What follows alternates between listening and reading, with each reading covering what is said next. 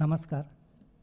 Bombay art सोसायटीच्या 125व्या सिंहावलोकनी प्रदर्शनाच्या निमित्ताने आयोजन केलेल्या ॲनालॉग डायलॉग संवाद बंध अनुबंध या कार्यक्रमात मी माधव इमारते माझ्यासह या कार्यक्रमाचे आयोजक महेंद्र धांबले आणि निखिल पुरोहित आणि बॉम्बे आर्ट सोसायटीच्या वतीने आपल्या सर्वांचे आम्ही स्वागत करतो. 17 फेब्रुवारी ते 24 मार्च 2017 या कालावधीत 7 कार्यक्रमांची आखणी आणि संकल्पन आम्ही केले आहे. कुठच्याही शहरातील कलासंस्था ही त्या शहराच्या कलाविश्वाच्या केंद्रस्थानी असते. बॉम्बे आर्ट सोसायटी ही मुंबई शहराच्या कलाविश्वातील एक महत्त्वाची व ऐतिहासिक संस्था आहे. 1888 साली स्थापन झालेल्या या संस्थेने मुंबईच्या तसेच देशातील अनेक कलाकारांच्या कलाकृती प्रदर्शित करणे आणि तिचा यथोचित गौरव करणे तसेच कार्यशाळा भरवणे, शिष्यवृत्ती देणे या रूपात अतिशय भरीव कार्य करते आहे आणि आजपर्यंत केले आहे. 1990 सालानंतर महाराष्ट्रातील तसेच भारतातील कलाविश्व अगदी जलद गतीने बदलले. त्या बदलाला सामोरे जाणे, त्याला समजणे, त्याला प्रतिसाद देणे याकरता मनोभूमिका तयार होण्यास अवकाश मिळाला नाही असे प्रकर्षाने जाणवते.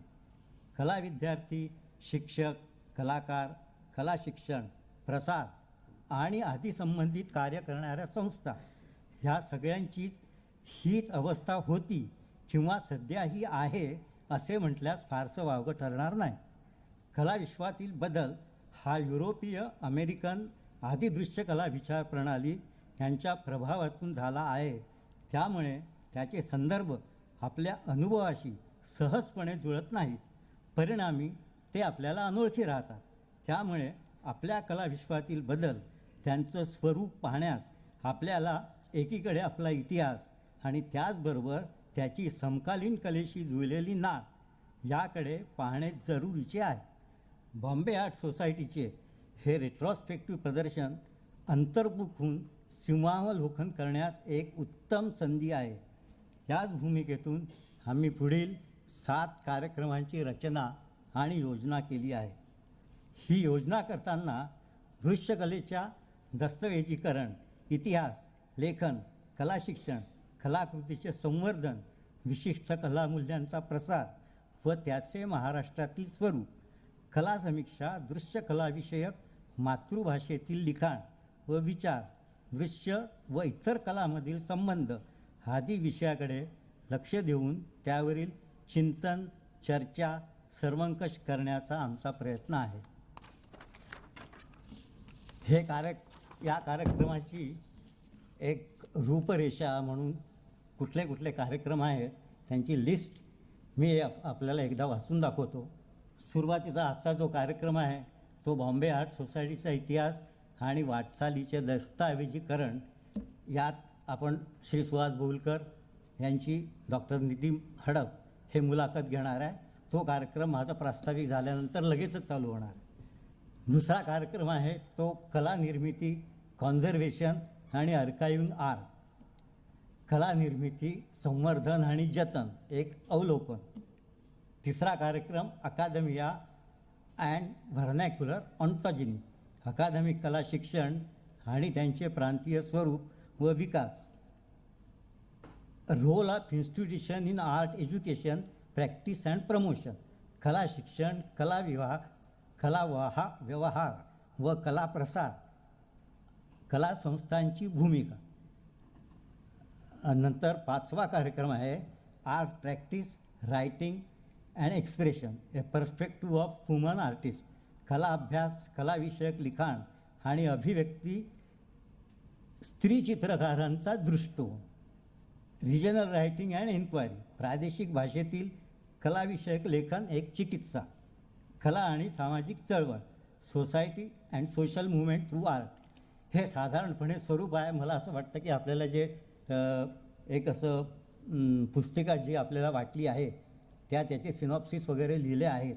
त्यामुळे तपशील तुम्हाला त्यात मिळतील आणि वेळोवेळी ते तुम्हाला कळवले जातील. आजचा कार्यक्रम बॉम्बे आर्ट सोसायटीचा इतिहास आणि वाटचालीचे दस्तावेजीकरण, जरा शब्द जरा घोटाळा होतो, दस्तऐवजीकरण की दस्तावेजीकरण असं काहीतरी होतं, पण आम्ही आता दस्तऐवजीकरण असं म्हणतो.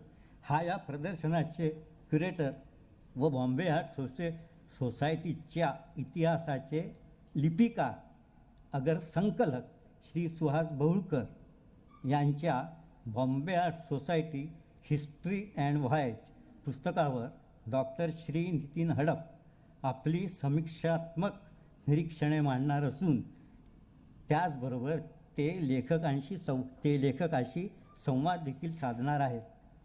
मी आता सुहास बहुळकर आणि नितीन हडप यांना व्यासपीठावर येण्याची विनंती करतो.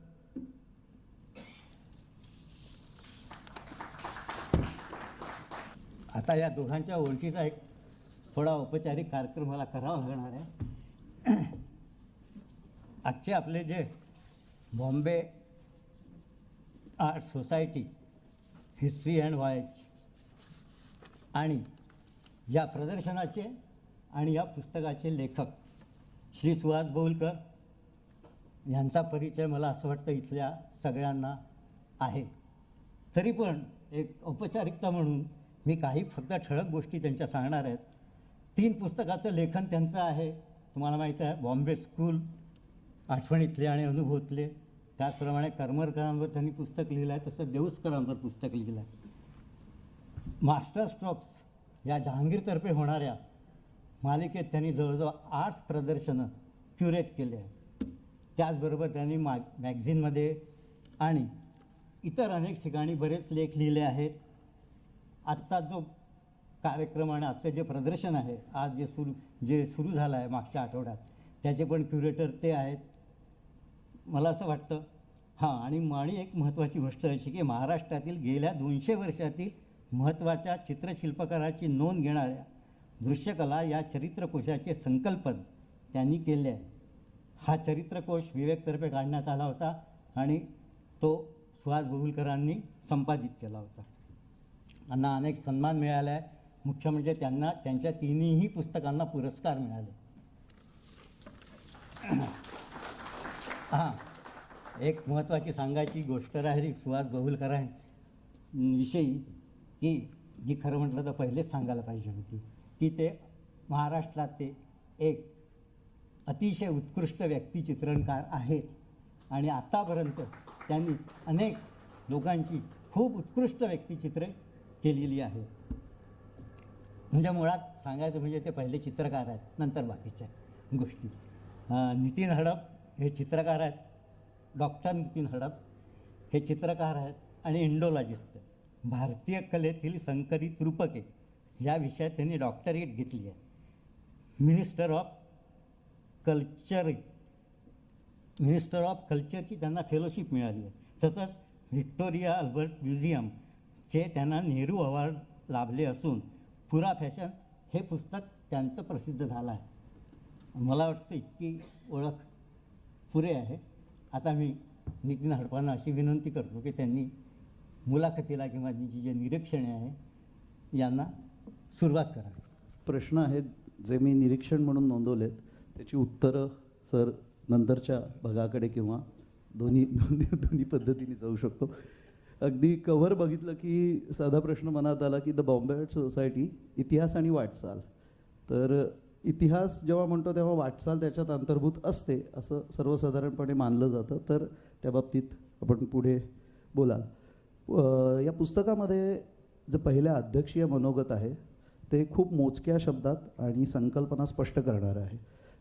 एका पानामध्ये जे अध्यक्षीय मनोगत आहे त्याच्यामध्ये या पूर्ण पुस्तकाचं सार, त्याच्यात त्यांनी शोधपूर्ण सचित्र लेखन असा त्याचा उल्लेख केला आहे आणि ते खूप सार्थ वाटतं. पुढे मनोगत आणि ऋणनिर्देशमध्ये ह्या पुस्तकासाठी इतिहासाची जी साधनं लेखकांनी, म्हणजे मी सरांना आता लेखक असंच संबोधेन तर त्याच्याबद्दल इतिहासाची साधनांमध्ये त्यांनी पत्रव्यवहार, बैठकांच्या मिनिट्सचा अहवाल, कॅटलॉग, पुस्तकं, वृत्तपत्रीय लेखन आणि आठवणी. तर ही एक ओरल हिस्ट्री, हा जो हिस्ट्रीतला एक ट्रेंड आहे त्याच्यातला हा एक वेगळा दस्तऐवज असं आपल्याला मानता येईल, जर आठवणींचा वापर याच्यामध्ये झाला असेल तर. त्याच्यानंतर काही वैयक्तिक उदाहरणं देऊन पुढे साधनांमध्ये बॉम्बे आर्काईव्हच्या साधनांमध्ये बराचसा इतिहास त्यांना सापडला किंवा बऱ्याचशा सोर्सेस त्यांना मिळाले असं ते म्हणतायत.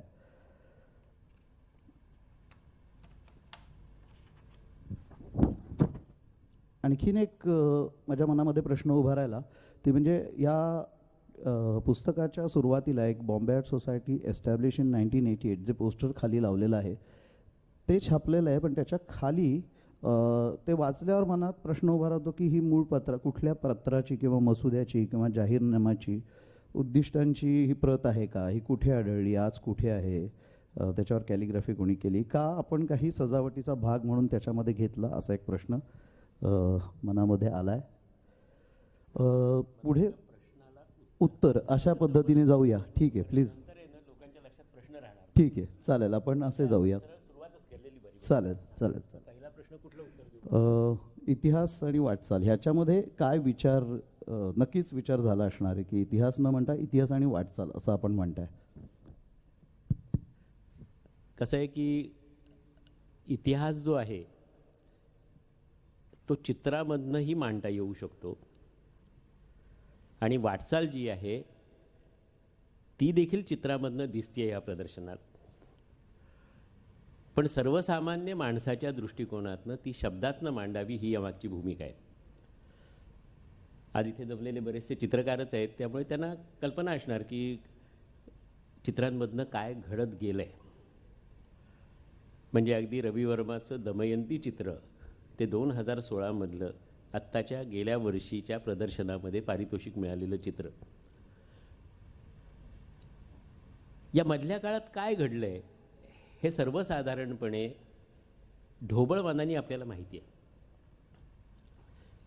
पण त्याची अशी सुसंगत मांडणी कुठेही झालेली नाही आहे आजपर्यंत. मला असं वाटतं की ही पहिल्यांदाच ह्या प्रदर्शनाच्या आणि पुस्तकाच्या रूपाने होती.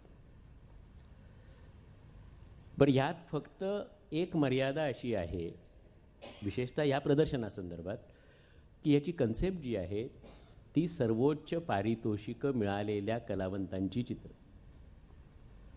आणि सर्वोच्च पारितोषिकं मिळालेले कलावंत म्हणजे गोल्ड मेडल, गव्हर्नर्स प्राईज, किंवा गोल्ड मेडल दिलं नसेल, गव्हर्नर प्राईज दिलं असेल, त्यावेळेला प्रदर्शनामधली सर्वोत्कृष्ट कलाकृती किंवा अनेक कलाकृती ज्या होत्या त्यांचा यात अंतर्भाव केलेला आहे. आता त्यातून कलावंत काय सांगतोय, बॉम्बे आर्ट सोसायटीची ते निवडतानाची भूमिका काय असावी, हे बऱ्याच वेळेला आपल्याला बिटवीन द लाईन्स बघावं लागणार आहे.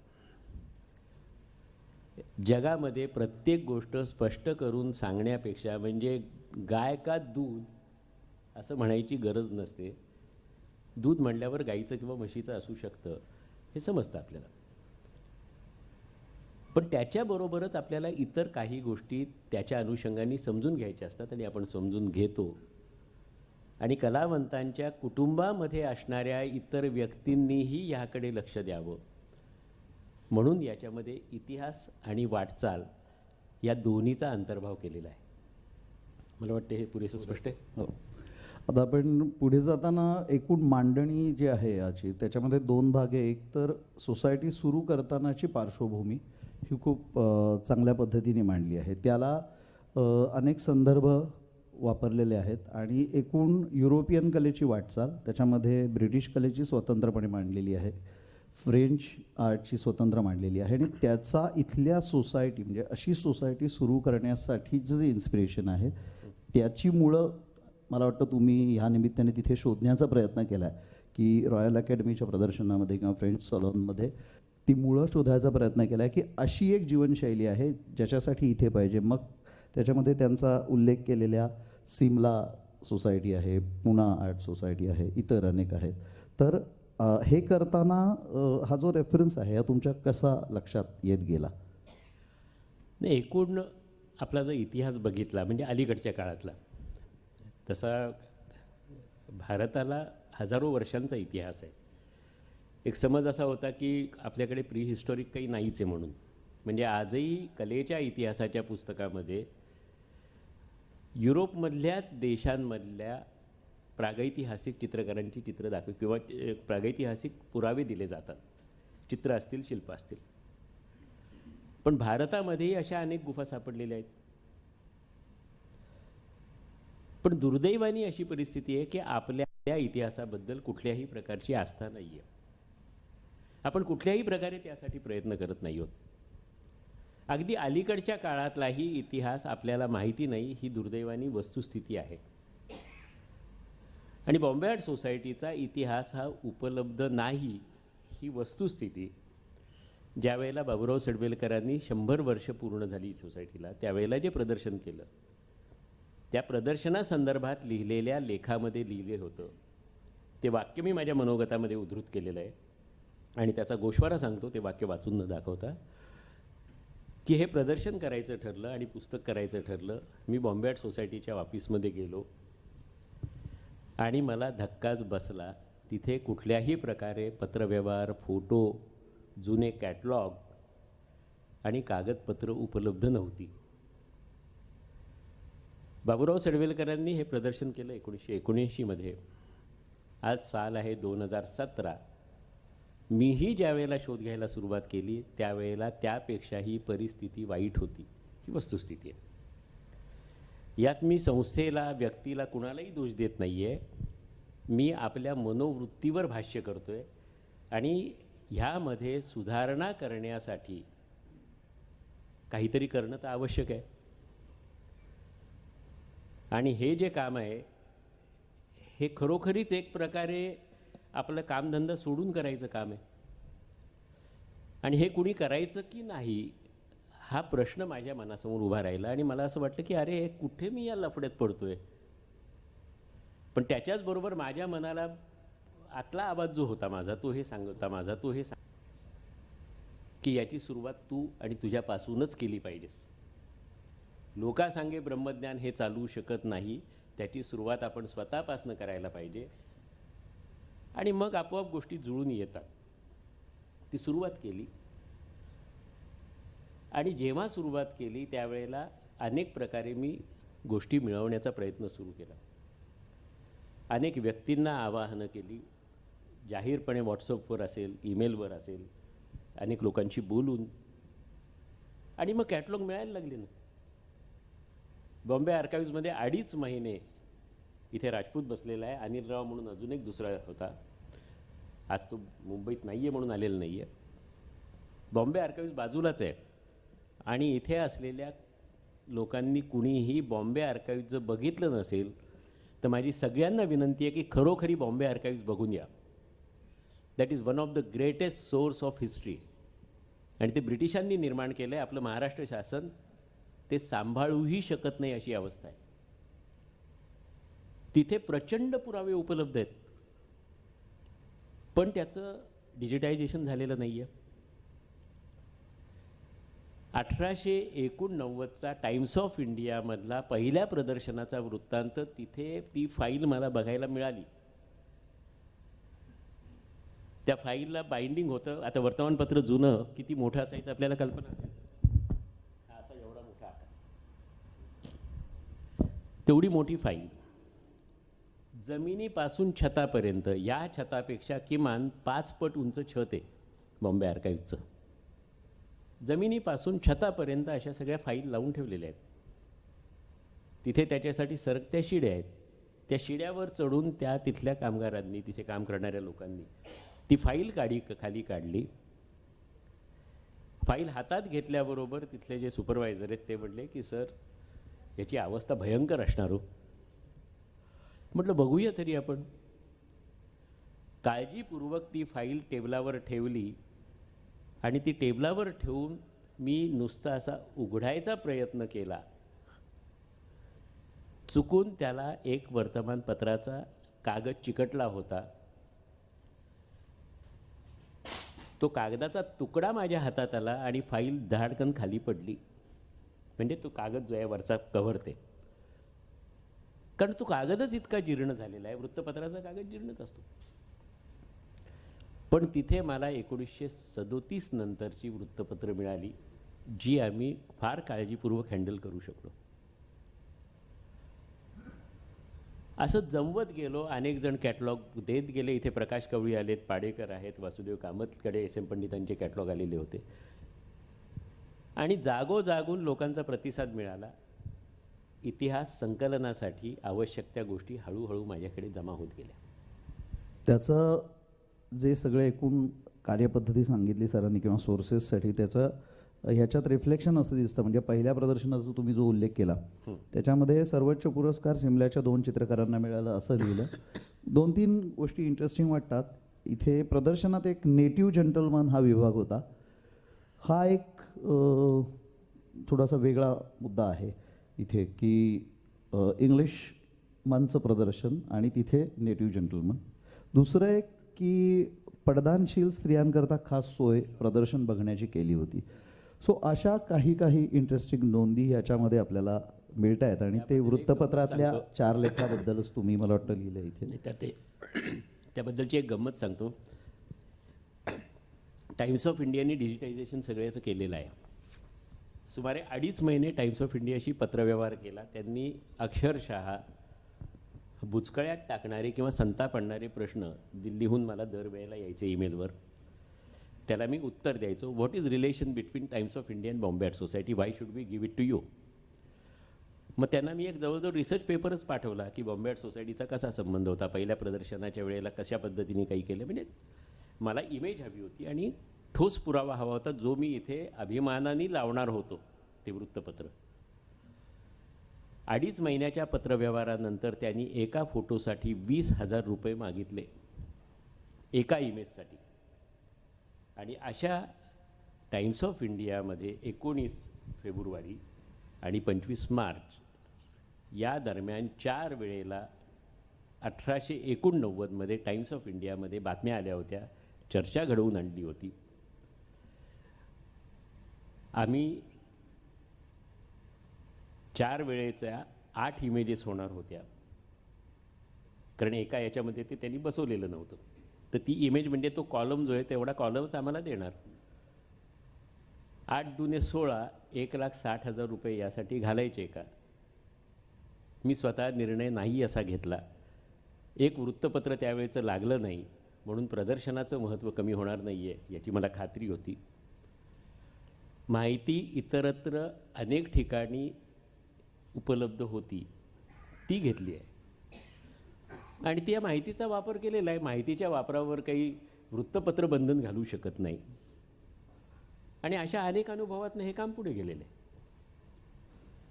आणखी दुसरा जो की फ्रान्स आणि इंग्लंडच्या मग अशा याच्यात बोलण्यात आलं होतं की चळवळींचा मागोवा सोसायटीच्या वाटचालीच्या दृष्टीने घेताना तुम्ही स्वातंत्र्यपूर्व काळापर्यंतचा असाच विचार करत गेला की तिकडचा ट्रेंड आहे तोच इथे रिपीट होतोय का, इथे काही वेगळे ट्रेंड, एक बॉम्बे रिवायवलिस्ट स्कूलचा तो येणारच तो नंतरचा भाग आहे, पण हा पॅरलल जातोय असंच वाटत गेलं तुम्हाला का? नाही, एक गोष्ट म्हणजे बॉम्बे आर्ट सोसायटीचा अर्लिएस्ट काय म्हणतील डॉक्युमेंटेशन हे 1910मधलं मिळतं. वृत्तपत्रात आलेल्या बातम्या सोड्या, पण बॉम्बे आर्ट सोसायटीनी स्वतः प्रसिद्ध केलेलं असं एक जर्नल आहे. त्यात 1907, 8, 9 या 3 प्रदर्शनांमध्ये लागलेल्या चित्रांचे फोटो आहेत. ओव्ही मुल्लर हे त्यावेळेला सेक्रेटरी होते आणि त्याच्यामध्ये SV भांडारकर नावाचे एक विद्वान होते, त्यांचं लेक्चर व्याख्यान झालं. व्याख्यानाचा उल्लेख तुम्ही केला, अजंठावरचं मला वाटतं व्याख्यान. तर तो अर्लिएस्ट प्रूफ आहे आणि बॉम्बे आर्ट सोसायटी स्थापन करण्यामागची उद्दिष्ट ही त्या पुस्तकामध्ये छापलेली आहेत. ती इथे लावताना आपण आज शिरल्याबरोबर दुसरं जे पॅनल आहे तिथे ती उद्दिष्ट DTP करून व्यवस्थित वाचता येतील अशी लावली आहेत. पण एक जुन्या काळचा फील यावा म्हणून मी पाडेकरांना विनंती केली आणि त्यांनी कष्टाने ते करून दिलेलं आहे. म्हणजे खरोखरी पाडेकरांचं अभिनंदन केलं पाहिजे त्यासाठी. काय असतं की आपल्याला मूळ डॉक्युमेंट मिळालं नाही म्हणजे हे थोडंसं एखाद्या स्त्रीच्या दागिन्याच्या हौसेसारखं झालं आहे की खरा रत्नाचा दागिना घालता येत नसला तर आर्टिफिशियल ज्वेलरी आपण त्याच्यावर ताण भागवतो ना.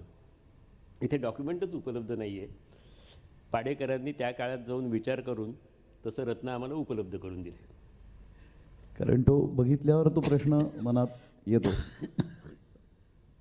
त्यानंतर या प्रदर्शनाबद्दल बोलताना सुरुवातीच्या काळात एक खूप चांगलं निरीक्षण सरांनी नोंदवलं आहे. त्याच्यामध्ये ते असं म्हणतात की सोसायटीच्या प्रदर्शनात चित्र पाठवण्याचा प्रमुख हेतू हा चित्रविक्री व्हावी व व्यावसायिक काम मिळावेत हा असा महत्त्वपूर्ण कारणमीमांसा लेखकांनी येथे केले आहे. काळात मला असं वाटतं की गॅलरी प्रमोट व्हायला लागल्यानंतर थोडासा एकूण सोसायटीच्या प्रदर्शनाला येणाऱ्या चित्रांच्या एंट्रीत किंवा एकूण ह्याच्यात काही फरक पडत गेला आहे असं पुढे पुढे निरीक्षण नोंदवलं नाही आहे, पण असं तुम्हाला दिसतंय का? नाही, म्हणजे वाचण्याच्या ओघामध्ये ते सगळं स्पष्टच होत जातं. म्हणजे मी परत मगाशी जसं म्हणलं की सुज्ञास अधिक सांगणे न लगे, ही माझी यामध्ये भूमिका होती. प्रत्येक गोष्ट फोड करून सांगणं हे कितपत योग्य आहे हाही माझ्या मनात प्रश्न आहे.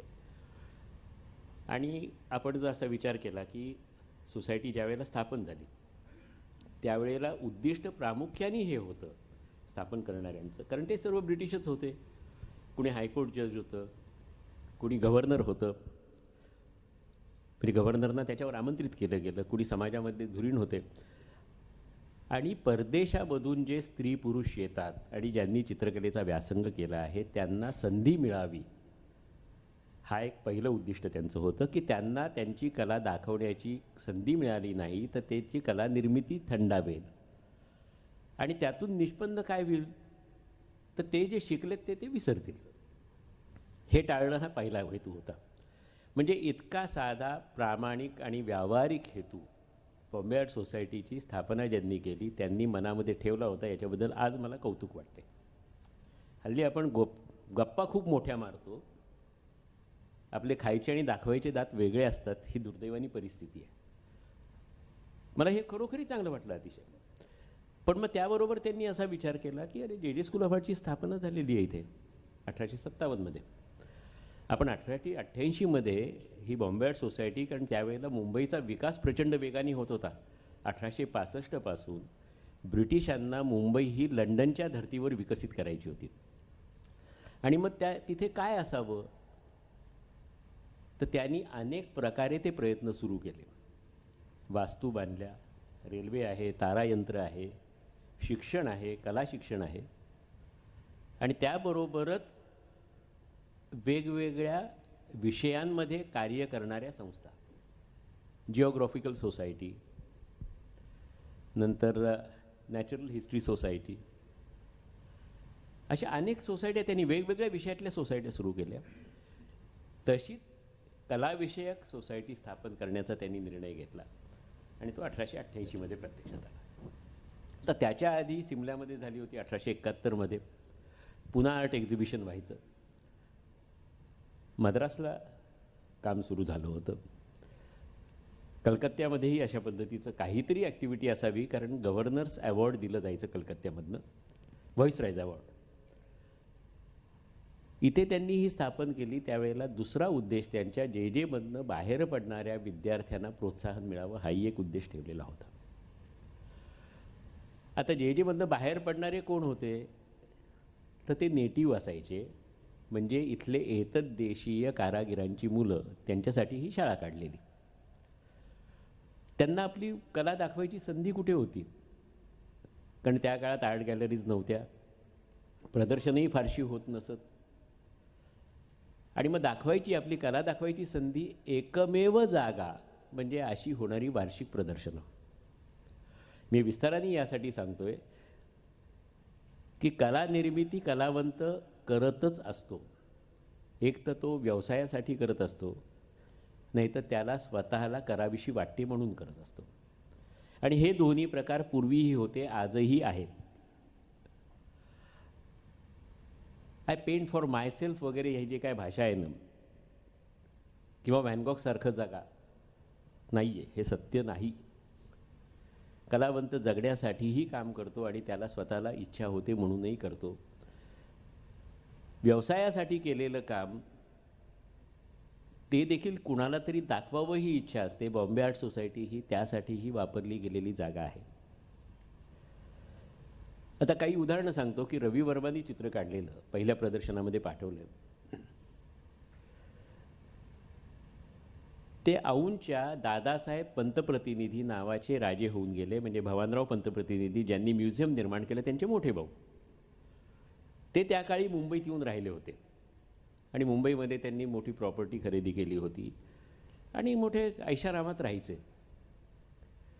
आणि त्यांनी या पहिल्या प्रदर्शनामध्ये हे चित्र विकत घेतलेलं आहे, दमयंती. आणि ते कन्फर्म भवानराव पंतप्रतिनिधींच्या आत्मचरित्रामधनं केलेलं आहे की ते चित्र दादासाहेबांनी विकत घेतलं आणि ते औंधच्या घराण्यात होतं. ते म्युझियम केलं तेव्हा भवानरावांनी दादासाहेबांनी घेतलेलं दमयंती हे चित्र त्यात इन्क्लूड केलं. आता दुसरं एतद्देशीय कलावंत पेस्तनजी बोमनजी, त्याच्या आधी रुस्तुम सियोदिया. रुस्तुम सियोदिया हे रॉयल अकॅडमीमध्ये शिकायला गेलेले पहिले विद्यार्थी. त्यांचा जन्म आणि मृत्यूचा काळ मिळत नाही, पण त्यांचं एक फार सुंदर ड्रॉइंग छत्रपती शिवाजी महाराज वस्तुसंग्रहालयात आहे आणि त्यांनी केलेलं एक पोर्ट्रेट हे जे स्कूल ऑफ आर्टमध्ये. त्या व्यतिरिक्त त्यांच्याबद्दलची माहिती पण उपलब्ध होत नाही आणि चित्रही बघायला मिळत नाही.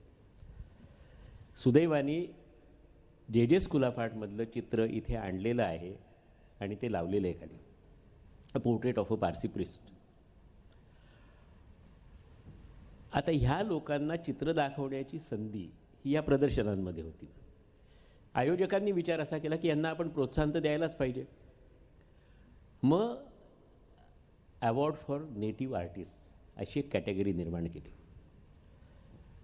आणि ते पेस्तनजी बोमनजींच्या एका चित्राला मिळालं.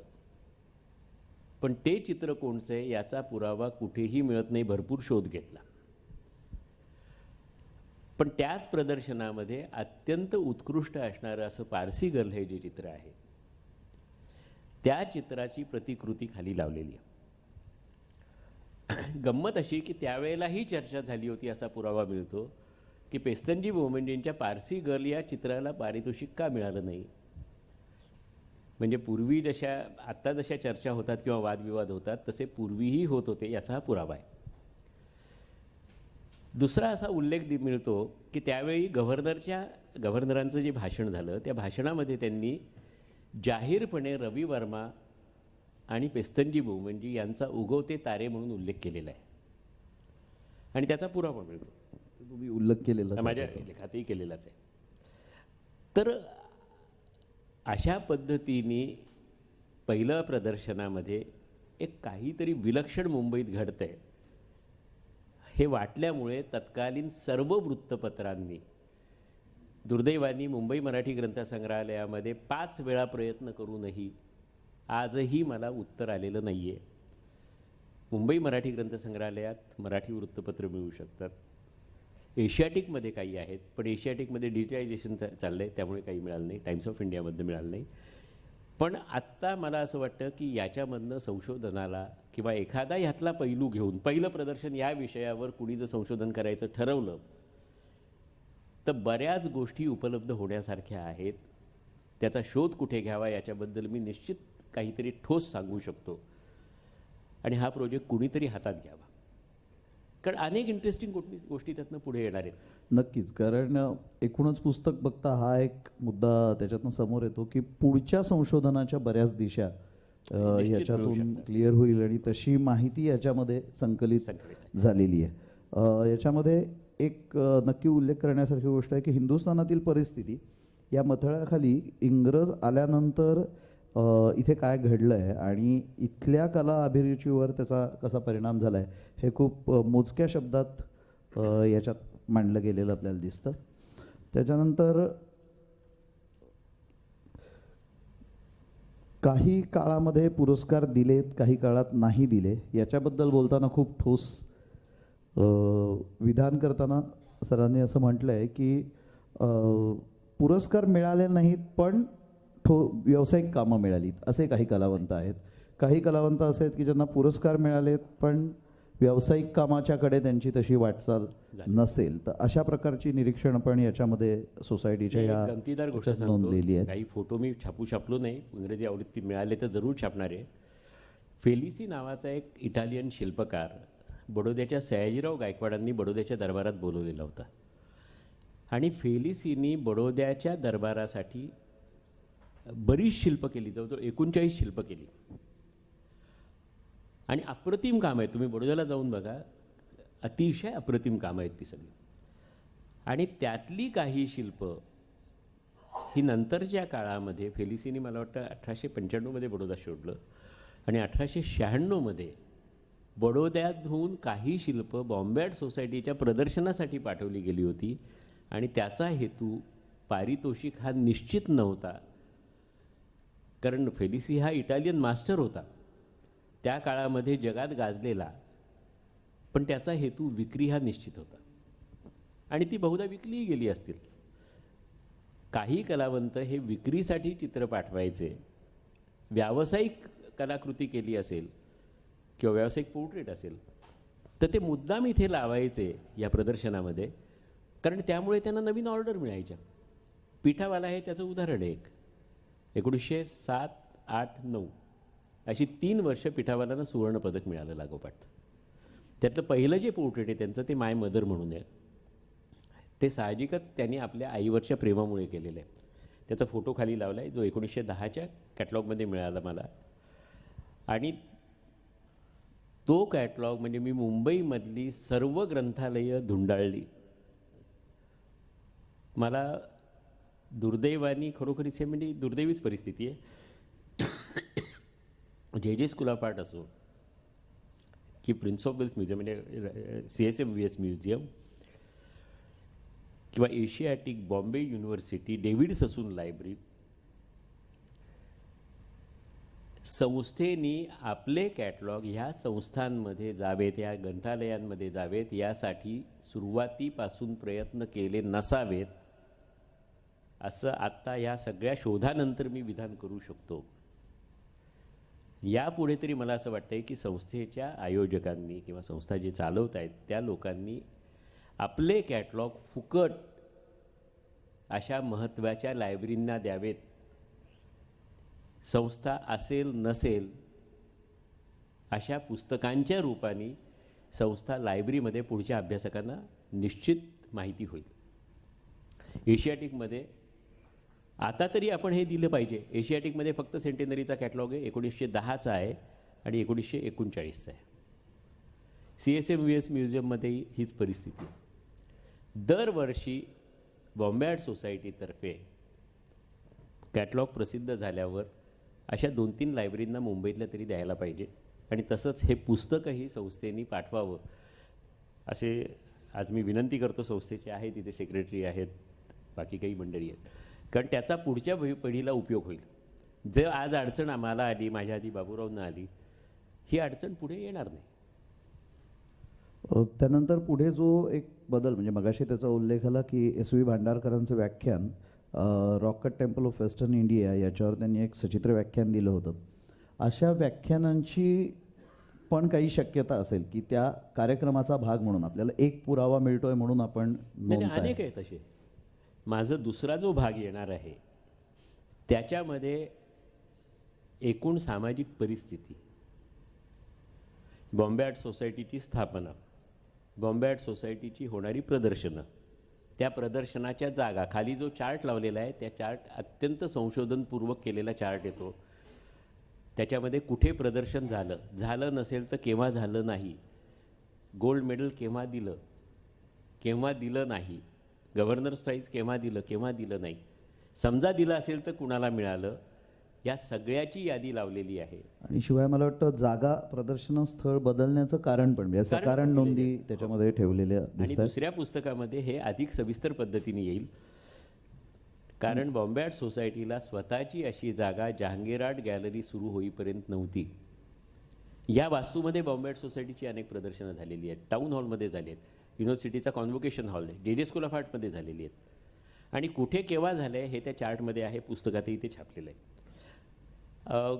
एक गंमत अशी आहे की स्वतःची जागा नसताना सुद्धा 50 वर्ष नाही, एवढी वर्ष, 128वं वर्ष आहे ही बिल्डिंग झाली आहे. ते आत्ता गेल्या वर्षी उद्घाटन झालं त्याचं. जहांगीर आर्ट गॅलरीमधली एक छोटीशी खोली आहे. जहांगीर आर्ट गॅलरीची स्थापना 1952. आणि तीसुद्धा कावजी जहांगीर आणि VVO बॉम्बे आर्ट सोसायटीचे सेक्रेटरी. 32 वर्ष सेक्रेटरी होते VVO आणि 26 वर्ष कावजी जहांगीर अध्यक्ष होते. यांची मैत्री, त्याच्यामधनं जहांगीर आर्ट गॅलरी सुरू झाली.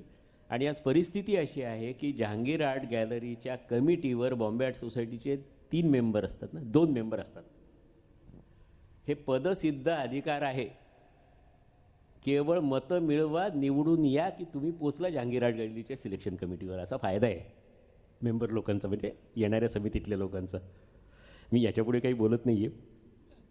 पण म्हणजे बॉम्बे आर्ट सोसायटी आणखीन जहांगीर आर्ट गॅलरी यांचे संबंध काय आहेत. आणि टाऊन हॉलमध्ये प्रदर्शन होत असायचं, सॉरी इथे कावजी जहांगीर हॉलमध्ये, आणि स्वतःची वास्तू असावी, म्हणजे कला प्रदर्शनासाठी अशी एक स्वतंत्र जागा असावी, हे VVOकांनी कावजी जहांगीरांच्या मनात भरवलं. कावजी जहांगीर यांनी, मला असं वाटते ते सालही मी लिहिलेलं आहे दुसऱ्या पुस्तकात, 45 साली किंवा असं काहीतरी आहे, सरकारकडे 1.5 लाख रुपये दिले आणि सांगितलं की तुम्ही एक जागा द्या. अनेक वर्षानंतर अनेक जागांचा शोध घेतला आणि त्याच्यानंतर म्युझियमच्या इथला हा जो कोपरा आहे तो जहांगीर आर्ट गॅलरीसाठी मिळाला आणि जहांगीर आर्ट गॅलरीची स्थापना झाली. आज प्रदर्शनासाठी एक जागा उपलब्ध आहे. प्रायव्हेट गॅलरीजही भरपूर आहेत. पूर्वी काहीच नव्हते आणि हे एकमेव संधी असायची. म्हणजे हळदणकरांना 1925मध्ये सुवर्णपदक मिळालं, पण 1948मध्ये सुद्धा त्यांनी हायकोर्ट जज ब्युमॉन्ट यांचं केलेलं पोर्ट्रेट बॉम्बे आर्ट सोसायटीच्या प्रदर्शनात पाठवलं होतं आणि त्यांना सिल्वर मेडलही मिळालं होतं त्यावेळेला. म्हणजे हेही नवल वाटतं की इतका ज्येष्ठ चित्रकार का पाठवतो. त्यामागे हेतू काय असावा. जगण्याचा तीव्र लढा हे त्याच्यामागचं कारण आहे. ह्या अगदी फार मुळातला विचार आहे या सगळ्या ॲक्टिव्हिटी मागचा. दुसरा एक दृष्टिकोन दिसतो की बदल, म्हणजे ॲप्रिसिएशनमध्ये बदल होण्याची जी हळूहळू कला प्रकार बदलत गेला आहे, ह्याच्या फार चांगल्या नोंदी घेतल्यात. म्हणजे त्यांनी 1914 सालचं रकरू फडकेंचं प्रवचनाचं शिल्पावर तुम्ही बरंचसं त्याच्यामध्ये बोललाय की त्याच्यात एका सामान्य माणसाचं चित्रण आहे, प्रवचन करणारा माणूस, आणि तेच शिल्प म्हणून ॲप्रिशिएट होतं आहे आणि त्याच्या आधीचं स्वरूप याच्याबद्दल एक विचार त्याच्यात मांडला. आपण सुरुवातीचं प्रदर्शन जर बघितलं, पहिलं प्रदर्शन ते 1910पर्यंत आलो. फडके 1911चे मला वाटतं. 1910पर्यंत साधारणपणे निसर्गचित्रण, व्यक्तिचित्रण, त्याला छेद दिला तो H. मुल्लर यांनी. रवी वर्मांनी आधी सैरंद्री हे चित्र एक्झिबिट केलं होतं, पण मुल्लरांनी जे एक मोठं चित्र इथे एक्झिबिट केलं होतं की इयरिंग देणारी राजकन्या असं त्याचं टायटल आहे.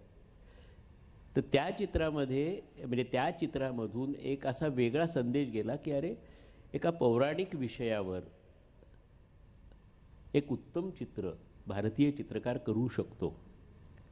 आणि अगदी 1895मधलं धुरंधरांचं डू यू कम लक्ष्मी हे जरी चित्र घेतलं तरी असं लक्षात येईल की संपूर्ण पाश्चिमात्य आदर्श रॉयल अकॅडमीचे असतील, पुढील काळात ते फ्रेंच सॅलॉचे झाले, पण सुरुवातीला रॉयल अकॅडमीचेच होते, ते आदर्श ठेवून भारतीय चित्रकारांनी काढलेली जी चित्र आहेत त्याचा फक्त विषय भारतीय नाही आहे, तर त्याच्यामध्ये भारतीय मन आहे, भारतीय रीतिरिवाज आहेत, तो एक भारतीय समाजाचा इतिहास त्याच्यामधनं मांडला जातो आहे, भारतीय मानसिकता त्याच्यामधनं व्यक्त होते. म्हणजे ओनली फॉलोईंग वेस्ट अशा पद्धतीचं त्याचं इंटरप्रिटेशन करणं कितपत योग्य आहे ह्याच्यावर पुन्हा एकदा आपण विचार करायला पाहिजे. अगदी साधी गोष्ट आहे की आपण एखादं ज्यावेळेला पोर्ट्रेट करतो त्यावेळेला युरोपियन माणसाचं केलेलं पोर्ट्रेट आणि भारतीय माणसाचं केलेलं पोर्ट्रेट याच्यामध्ये केवढा तरी फरक निर्माण होतो. मानवी शरीर युरोपमधलं असो किंवा भारतामधलं असो, सारखंच असलं तरी इथली भूमी आहे, इथले संस्कार आहेत, इथलं वातावरण आहे, हवामान आहे, त्यातून तो माणूस वेगळ्या पद्धतीनेच आपल्याला दिसतो. आणि ते पोर्ट्रेटमध्ये जर चांगल्या पद्धतीने व्यक्त होत असेल तर निश्चितच त्या कलावंतांनी स्वतंत्रपणे काहीतरी त्याच्यावर स्वतःची अशी भर घातलेली आहे, जरी पाश्चिमात्यांचं अनुकरण असलं तरी. मी त्याला अंधानुकरण अजिबात म्हणणार नाही. आपण एक वेगळ्या पद्धतीने या सगळ्याकडे बघत होतो. त्याला छेद देऊन काहीतरी आपल्याला याचं योग्य प्रकारे मूल्यमापन करणं आवश्यक आहे. ही माझी हे प्रदर्शन मांडताना तयार झालेली भूमिका आहे. आणि पुढे साधारण 1925च्या सुमारास एक म्हणजे बॉम्बे रिवायवलिस्ट स्कूलचा जो मुद्दा आणि त्या कामाचं ॲप्रिसिएशन हा मुद्दा येतो आहे. तिथे तुम्ही ह्याच्याबद्दल पण बंगाल स्कूलबद्दल पण बोलताय आणि तिथलं रिवायवलिस्टबद्दल बोलताय. जसं फ्रेंच म्हणजे बॉम्बे अशा सोसायट्या स्थापन होण्यामागे रॉयल अकॅडमीची परंपरा, फ्रेंच सलॉची परंपरा असं बोलताय. तर ह्याच्या बाबतीत जपानी चित्रांचा जो या बंगाल स्कूलशी असलेला संबंध आहे तो चर्चा करावीशी म्हणजे तुम्ही का नाही केली त्याच्यावर? मुळामध्ये त्याचा संदर्भ नाही आहे असं तुम्हाला वाटतंय का? मुळामध्ये बॉम्बे आर्ट सोसायटीचा 1910 नंतर 1935 पर्यंतचा गोल्ड मेडल आणि गव्हर्नर प्राईज व्यतिरिक्त इतिहास उपलब्ध नाही. बंगाल स्कूलची चित्र इथे आली नसतील का हा महत्त्वाचा मुद्दा आहे. पण बंगाल स्कूलची चित्र पुढे प्रचंड प्रमाणात दिसत आहेत. बंगाल स्कूलच का, पुढच्या काळामध्ये तर म्हणजे अमृता शेरगिल आहेच, KCS पन्नीकर आहेत साऊथमधले, काश्मीरमधला शोभा सिंग आहे, KG सुब्रमण्यम आहेत, बंगालमध्येच शिकलेले आहेत ते, शांतिनिकेतनला शिकलेले आहेत KG सुब्रमण्यम. बिहारमधले कलावंत आहेत, हैदराबादमधले आहेत, केरळमधले आहेत. म्हणजे देशाच्या कानाकोपऱ्यामधले, म्हणजे अगदी स्पष्ट शब्दात सांगायचं तर दक्षिणेपासून उत्तरेपर्यंत आणि पूर्वेपासून पश्चिमेपर्यंत अशा सगळीकडनं बॉम्बे आर्ट सोसायटीच्या प्रदर्शनासाठी चित्र यायची. आत्ता SG वासुदेव नावाचे बंगलोरमधले चित्रकार किंवा शैल चोयल हा उदयपूरचा चित्रकार, या दोघांशी बोलणं झालं. फोनवरच बोलताना मी बॉम्बे आर्ट सोसायटीचं एक क्युरेट करतो आहे सांगितल्याबरोबर ते म्हटले की अरे क्या माहौल था. हे शब्द आहेत शैल चोयल के, और हम सुहास क्या बताऊँ आपको, हम पागल जैसे किसी भी तरह पेंटिंग लेके पहुंचा देते थे बॉम्बे आर्ट सोसाइटी के एग्जीबिशन के लिए, और उसमें लग गया तो बस हमारे दिमाग में वो जोक फैल जाता था. और अवॉर्ड मिला तो पूछो ही मत. SG वासुदेव हेच सांगत होता. SG वासुदेवनी इंग्रजीत सांगितलं, Suhas, when we were student, we used to go to see the exhibition to Bombay. We didn't have money, but we used to travel in third class without reservation. बाद में painting भी भेजने लगे, awards भी मिलने लगे, बहुत आनंद होता था. अच्छा है बॉम्बे आर्ट सोसायटी का इतिहास आप कर रहे हो. तर ही जी काय गोष्ट आहे ही खूप महत्त्वाची आहे. म्हणजे पेस्तनजी बोमनजींनी लिहून ठेवलेलं आहे आणि ते त्यांनी नोंदवलेलं आहे की चित्रकारांनी स्पर्धात्मक प्रदर्शनासाठी चित्र पाठवलीच पाहिजेत. हे वाक्य आहे त्यांचं. आणि त्याच्या पुढचा भाग आहे की ती पाठवली नाहीत तर आपण कुठे आहोत हे कळत नाही. आणि त्यानंतर म्हटलं आहे की न पाठवता स्वस्थ राहिला तर तो चित्रकार संपवू शकतो. हे पेस्तनजी बोमनजींनी म्हणलेलं वाक्य आहे. हे किती महत्त्वाचं वाक्य आहे बघा. आणि मधला काळ एक पुढचा काळ असा झाला, म्हणजे आता हा संपूर्ण कालक्रम जर बघितला तर पहिलं वास्तववाद आहे, त्यानंतर मुल्लरांच्या काळामध्ये पौराणिक विषय आहेत, ऐतिहासिक विषय आहेत. Muller M.A. जोशी वगैरे यांच्या रूपाने ते येतात त्यांच्या चित्रांच्या रूपात. रकरू फडकेंपासून वास्तववाद, सामान्य माणूस त्याच्यात दिसायला लागतो आणि मग ती कंटिन्यू होते तो सामान्य माणूस. म्हणजे त्यानंतर त्रिंदाद आहेत, त्रिंदादांच्या नंतर S.L. हळदणकर आहेत 1925मध्ये. पिलग्रिमेज नावाचं त्यांचं चित्र, मोहमेडन पिलग्रिम. त्यानंतर भारतीयत्वाची चळवळ सुरू होते. 1920च्या दरम्यान मुंबईमध्ये सुरू झाली. बंगाल बदल्याबद्दलचा आधीचा पुरावा मात्र मिळत नाही आहे, पण निश्चित इथे चित्र आली असणार, दाखवली गेली असणार आणि त्याचा शोध घेऊन जॅपनीज पुरावा जरूर शोधला पाहिजे. आणखीन एक असं वाटतं, म्हणजे तुम्ही त्याच्यात म्हटलात की बंगाल स्कूलच्या लोकांनी चित्र पाठवली असणार, परंतु त्याचं काही आपल्याला मिळत नाही. ह्याच्या बाबतीत एक थोडासा असा एक विचार मनात आला की मुळात ते ब्रिटिश पद्धतीला विरोध करतायत, त्यांची माध्यमं धुडकावून भारतीयत्व अशा काही गोष्टी पाहत आहेत. तर अशा केसेसमध्ये जी सोसायटी ब्रिटिश लोकांनी त्यांचा संबंध आहे अशासाठी ते पाठवतील का, असा एक प्रश्न मनात आला. ह्याच्या बाबतीत तुम्ही काय विचार करता? 35 साल नंतरचे जे पुरावे मिळतात त्याच्यामध्ये अवनींद्रनाथ टागोरांचं काढलेलं स्केच बंगाल स्कूलच्या चित्रकाराने असित कुमार हलदर छापलेलं आहे आणि त्याला सिल्वर मेडल आहे. आणि असे पुरावे मिळत आहेत ना नंतर. फक्त आपल्याला ते सापडत नाही. आधीचे 35च्या आधीचे नाही आहेत म्हणून मी हे विधान करतोय, हे जबाबदारीने करतोय. कारण त्या काळामध्ये निश्चितच जर दिल्लीच्या प्रदर्शनासाठी नंदलाल बोसांनी पाठवलेलं होतं, सिमल्याच्या प्रदर्शनासाठी पाठवलं होतं, तर बॉम्बे सोसायटीसाठी नसेल हे आपण कुठल्या आधारावर म्हणू शकतो? शोध घेतला पाहिजे.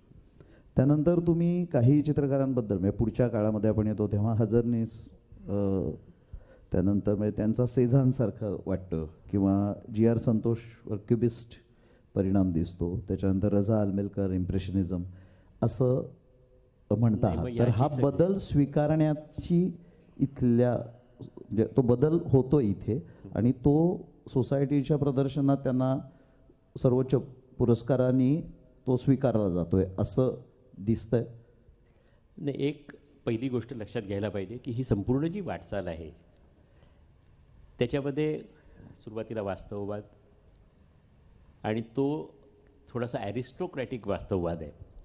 म्हणजे शिकारीचं दृश्य कर्नल हॉब्डेचं 1896चं मला वाटतं, तर त्याच्यामध्ये एक प्रकारे तो राजाचंच शौर्याचं चित्रण आहे. म्हणजे it's a glorification of the subject. पौराणिक विषय असतील, ऐतिहासिक विषय असतील, त्याच पद्धतीचं आहे. त्यानंतर सामान्य माणूस केंद्रस्थानी येतो. ते असतानाच 1920च्या दरम्यान मुंबईमध्ये कलेतील भारतीयत्वाची बॉम्बे रिवायवली स्कूल ही चळवळ सुरू झाली. 1906च्या दरम्यान बेंगाल रिवायवली स्कूल, त्याचे प्रभाव आपल्याला दिसतात. 1916मध्ये रविशंकर रावळ यांच्या चित्राला, भारतीय शैलीतल्या चित्राला, ज्याच्यावर राजपूत आणि कांगरा शैलीचा प्रभाव होता, अशा चित्राला सुवर्णपदक मिळालं असा उल्लेख आहे. पण ते चित्र बघायला मिळत नाही. रविशंकर रावळांची चित्रही कुठे फारशी बघायला मिळत नाही. आता रविशंकर रावळ हे गुजरातमध्ये, भारतीयत्वाची ही जी चळवळ सुरू झाली बंगालमध्ये असो किंवा बॉम्बे प्रॉव्हिन्समधली, तर ह्या दोन्हीमध्ये पुढे हळूहळू विरूपीकरण यायला लागलं. आणि विशेषतः ते 1950मध्ये पळशीकरांना सुवर्णपदक मिळालं. त्या काळात जास्ती प्रकर्षाने दिसतं. पण त्याच्या आधी फ्रान्समधल्या ज्या कला चळवळी होत्या, म्हणजे इम्प्रेशनिझम नंतर सुरू झालेल्या, म्हणजे इम्प्रेशनिझम, पोस्ट इम्प्रेशनिझम आणि पोस्ट इम्प्रेशनिझममधनं सुरू झालेले विविधिझम, क्युबिझम आहे, फॉविझम आहे, फ्युचरिझम आहे, अनेक त्याच्यामध्ये प्रकार सुरू झाले. त्याचा परिणाम मुंबईमध्ये जो पोचला तो 1936मध्ये जेरार्ड जे स्कूल ऑफ आर्टचे प्रिन्सिपल झाले. सॉलोमन यांची जी भूमिका होती, कारण सॉलोमन स्वतः हे रॉयल अकॅडमीचे उत्तम चित्रकार, पण त्यांनी कलेतील भारतीयत्वाला प्रोत्साहन दिलं, प्रेरणा दिली आणि त्या चित्रकारांना त्यांनी उत्तम प्रकारे म्हणजे काय म्हणता येईल की रेकग्निशनही मिळवून दिलं. दिल्ली डेकोरेशन हे त्याचं उदाहरण आहे. दिल्लीमध्ये नॉर्थ ब्लॉक आणि साऊथ ब्लॉकमध्ये जे स्कूल ऑफ आर्टला जे प्रतिष्ठेचं काम मिळालं आणि जे 1929मध्ये पूर्ण झालं, हे सॉलोमनच्या प्रयत्नाचं उदाहरण आहे. पण दोन्हीकडे म्हणजे त्याच्याचबरोबर सॉलोमन यांचा काळ संपला आणि जेरार्ड आल्यावर त्यांनी कलेला एका वेगळ्या दिशेने नेण्याचा प्रयत्न सुरू केला. आणि त्यांना पुढच्या काळामध्ये जी साथ मिळाली ती लँगॅमर, श्लेशिंजर आणि लायडन या तिघांची जी साथ मिळाली, त्यातून एक आधुनिक पद्धतीची कला ॲप्रिशिएट व्हायला लागली. आणि त्याची उदाहरणं थोडी थोडी आपल्याला दिसतात. 37 साली अमृता शेरगिलला सुवर्णपदक देणं हा एक धक्कादायक निर्णय होता. आणि माझ्या दुसऱ्या पुस्तकामध्ये मी काही गोष्टी ज्या लिहिल्यात सविस्तर त्या फार गमतीदार आहेत. ए भोसले हे जे स्कूल ऑफ आर्टमधले शिक्षक, धोंड पुण्यात त्यावेळेला शिकवत होते पुण्याच्या शाळेमध्ये, आणि ते 1937 प्रदर्शन बघायला आले. आणि चर्चा होती की अमृता शेरगिलला बक्षीस मिळालं त्याबद्दल. तो एक प्रकारे धक्काच होता. आणि भोसले मास्तर पटकन असं बोलले की बघितलं का सुवर्णपदकाचं चित्र? ते म्हणले नाही, बघितलं नाही. ते म्हणले नाही, ते बघाच, पण चित्रकर्तीलाही बघा. आणि हे धोंडांनी नोंदवून ठेवलेलं आहे, लेखी नोंदवलेलं आहे. मी कुठलीही गोष्ट पुराव्याशिवाय लिहिलेली नाही. ऐकीव गोष्ट असली किंवा कुणाकडनं ऐकलेली असती तर त्या माणसाचं नाव तिथे नोंदवलेलं आहे. आणि हे पूर्वी ही शिस्त मला नव्हती. हल्लीच्या काळात डॉक्टर अरुण टिकेकरांशी संबंध आल्यावर असं काही घडलं तर मी ते लिहितो, संबंधित व्यक्तीला वाचून दाखवतो, त्याची त्याच्यावर सही घेतो, माझी सही करतो आणि त्याच्याबरोबर एकाची साक्षीदार म्हणून सही करून तो माझ्या फाईलला कागद लावतो मी सध्या. कारण तरच ते डॉक्युमेंटेशन होतं. ऐकीव गोष्टी, सांगीव गोष्टी याच्यावर विश्वास ठेवता येते, पुरावे लागतात आणि पुरावे आपणच निर्माण करायचे असतात. आणखीन एक प्रश्न पडतो की 50 वर्षाची जेव्हा साजरी म्हणजे तो समारंभ साजरा झाला, 50 वर्ष पूर्ण झाली, त्याच्यामध्ये एका त्यानिमित्ताने एक प्रदर्शन रमजानामा वगैरे चित्र त्यात मांडली होती, काही ब्रांझेस होती वगैरे असा उल्लेख त्याच्यात आहे. तर मूळ सोसायटीचं जे सगळे एकूण कार्य आहे त्याच्यात हे अशी प्रदर्शनं फारशी बसणारी नाही आहेत. तर ह्याच्याबद्दल तुम्ही काय विश्लेषण? काही गोष्टी ह्या पुस्तकात मर्यादेमुळे घातल्या आलेल्या नाही आहेत, दुसऱ्या भागात ते येतील. आता तुम्हाला गमतीदार गोष्टी सांगतो काही, की सोसायटीचे कलावंत एकत्र जमून म्हणजे व्याख्यानं व्हायचीच वेगवेगळी, चर्चा घडवून आणायची. अमृता शेरगिलच्या 37मधल्या चित्राला बक्षीस मिळाल्यावर निषेध सभा आणि अमृता शेरगिलला बक्षीस देण्याबद्दल काय म्हणता येईल की म्हणजे एका बाजूला विरोध करणारी आणि एका बाजूला तो निर्णय योग्य सांगणारी अशा सभा झाल्या होत्या. अशा सभा झाल्या होता हा पुरावा मिळतो, पण त्या सभांमध्ये काय घडलं ते अजून मिळालेलं नाही आहे, शोध घ्यायला लागेल आणि तो खूप इंटरेस्टिंग असेल. रापणमध्ये त्याचा उल्लेख येतोच, तुम्ही म्हटलात त्याचा की ते निषेधाच्या सभा आणि तो अनेक ठिकाणी दोन गोष्टी रापणमध्येच नाही बाकीच्या ठिकाणी मिळतो. नगरकरांनी एक लेख लिहिलेला आहे आणि त्या लेखामध्ये त्यांनी ह्याबद्दल थोडं सविस्तर आहे, थोडं जास्ती नाही आहे. आपण कुठे होतो आता? मी अमृता शेरगिल किंवा म्हणजे तो जे वेगळी म्हणजे मूळ सोसायटीची समकालीन चित्र त्या काळात 35 सालापर्यंत आपल्याला मिळत नाही, पण त्यानंतर युद्धाचे ढग दाटून आले, दुसऱ्या महायुद्धाचे, आणि बक्षीस म्हणून पैसे किंवा पदकं न देता वॉर बॉन्ड्स बक्षीस म्हणून देण्यात आले होते. म्हणजे युद्धाच्या निमित्ताने काही सरकारने योजना जाहीर केली असणार, आता मला त्याचा शोध घ्यायचा आहे, वॉर बॉन्ड्स म्हणजे काय. तर युद्धाच्या निमित्ताने सरकारला मदत व्हावी म्हणून सरकारने काही असं योजना, आपल्याकडे आता जसं काही धरण बांधायचं आहे तर या धरणाच्या नावाने एक कृष्णा खोरे विकास प्रकल्प या नावाने काहीतरी गुंतवणुकीच्या योजना काढलेल्या असतात की त्याच्यामध्ये तुम्ही पैशाची गुंतवणूक करा, 5 वर्षांनी तुम्हाला त्याचे एवढे मिळतील. तर बॉम्बे आर्ट सोसायटीने अशा वेळेला वॉर बॉन्ड्स घेऊन ते चित्रकारांना बक्षीस म्हणून दिलेले होते.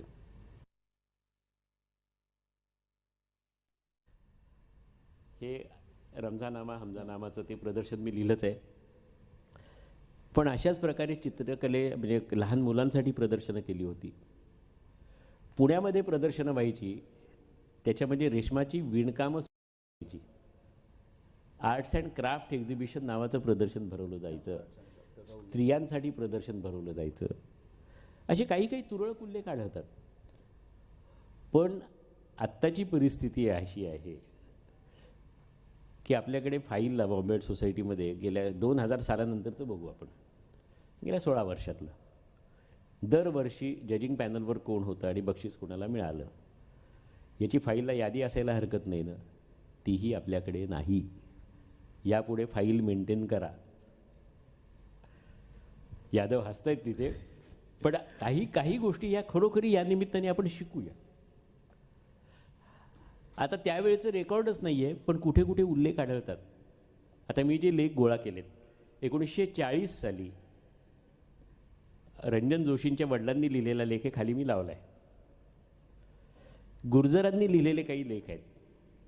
बॉम्बे आर्ट सोसायटीच्या प्रदर्शनामध्ये फोटोग्राफी ठेवू नये, फोटोग्राफीला अवॉर्ड ठेवू नये, फोटोग्राफी लावू नये, अशा पद्धतीची मागणी आणि आंदोलन VS गुर्जर आणि काही चित्रकारांनी केलेलं होतं. कारण फोटोग्राफी सोसायटी ऑफ इंडियाची स्थापना झालेली होती. फोटोग्राफीसाठी बऱ्याच संधी उपलब्ध झाल्या होत्या आणि मग बॉम्बे आर्ट सोसायटीच्या याच्यामध्ये यांची लुडबुड कशाला, असा चित्रकारांचा आणि शिल्पकारांचा दृष्टिकोन होता. तर अशा अनेक गमतीदार गोष्टी दिसतील. याच्यामध्ये जे पुरावे मिळाले तेवढ्याचाच मी उल्लेख केला आहे. नक्कीच, कारण जे नाही मिळाले त्याच्याबद्दल खूप स्पष्टता दिसतीये. असं फार कमी ठिकाणी होतं की 1951 ते 60 मध्ये सुवर्णपदकं दिली गेली नाहीत. त्याची कारणे अज्ञात आहेत असं स्पष्ट नाही, आता म्हटलेलं. कारण सरळ सांगतो मी, कारण मीही 46 वर्ष बॉम्बे आर्ट सोसायटी बघतोय. 70 साली मी मुंबईत आलो. आता 70 आणि 30 आणि ही 16 म्हणजे 46 वर्ष माहिती आहेत मला. बॉम्बे आर्ट सोसायटीची परिस्थिती ही पुढच्या काळामध्ये खूप खालावत गेली आणि त्याला मुख्यत्वे कारण जे झालं ते राजकारण. कलावंतांमधलं आपापसातले मतभेद, हेवे दावे आणि महाराष्ट्रामध्येच काय एकूणच भारतामध्ये 3 गट तयार झाले.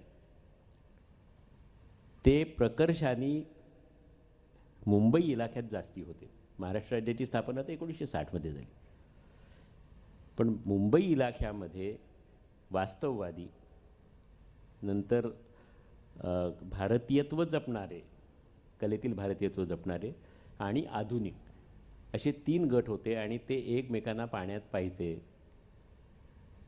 आणि खरोखरीच एकमेकाच्या तंगड्या खेचण्यामध्ये भरपूर तरबेज होती लोक आणि ते एकमेकावर टीका करायचे, एकमेकाचे कसे हाणून पाडता येतील, हा हे करतोय तर मी हे करीन, अशा पद्धतीचं म्हणजे खूपच ती परिस्थिती वाईट होती आणि ही जवळून बघितलेली आहे.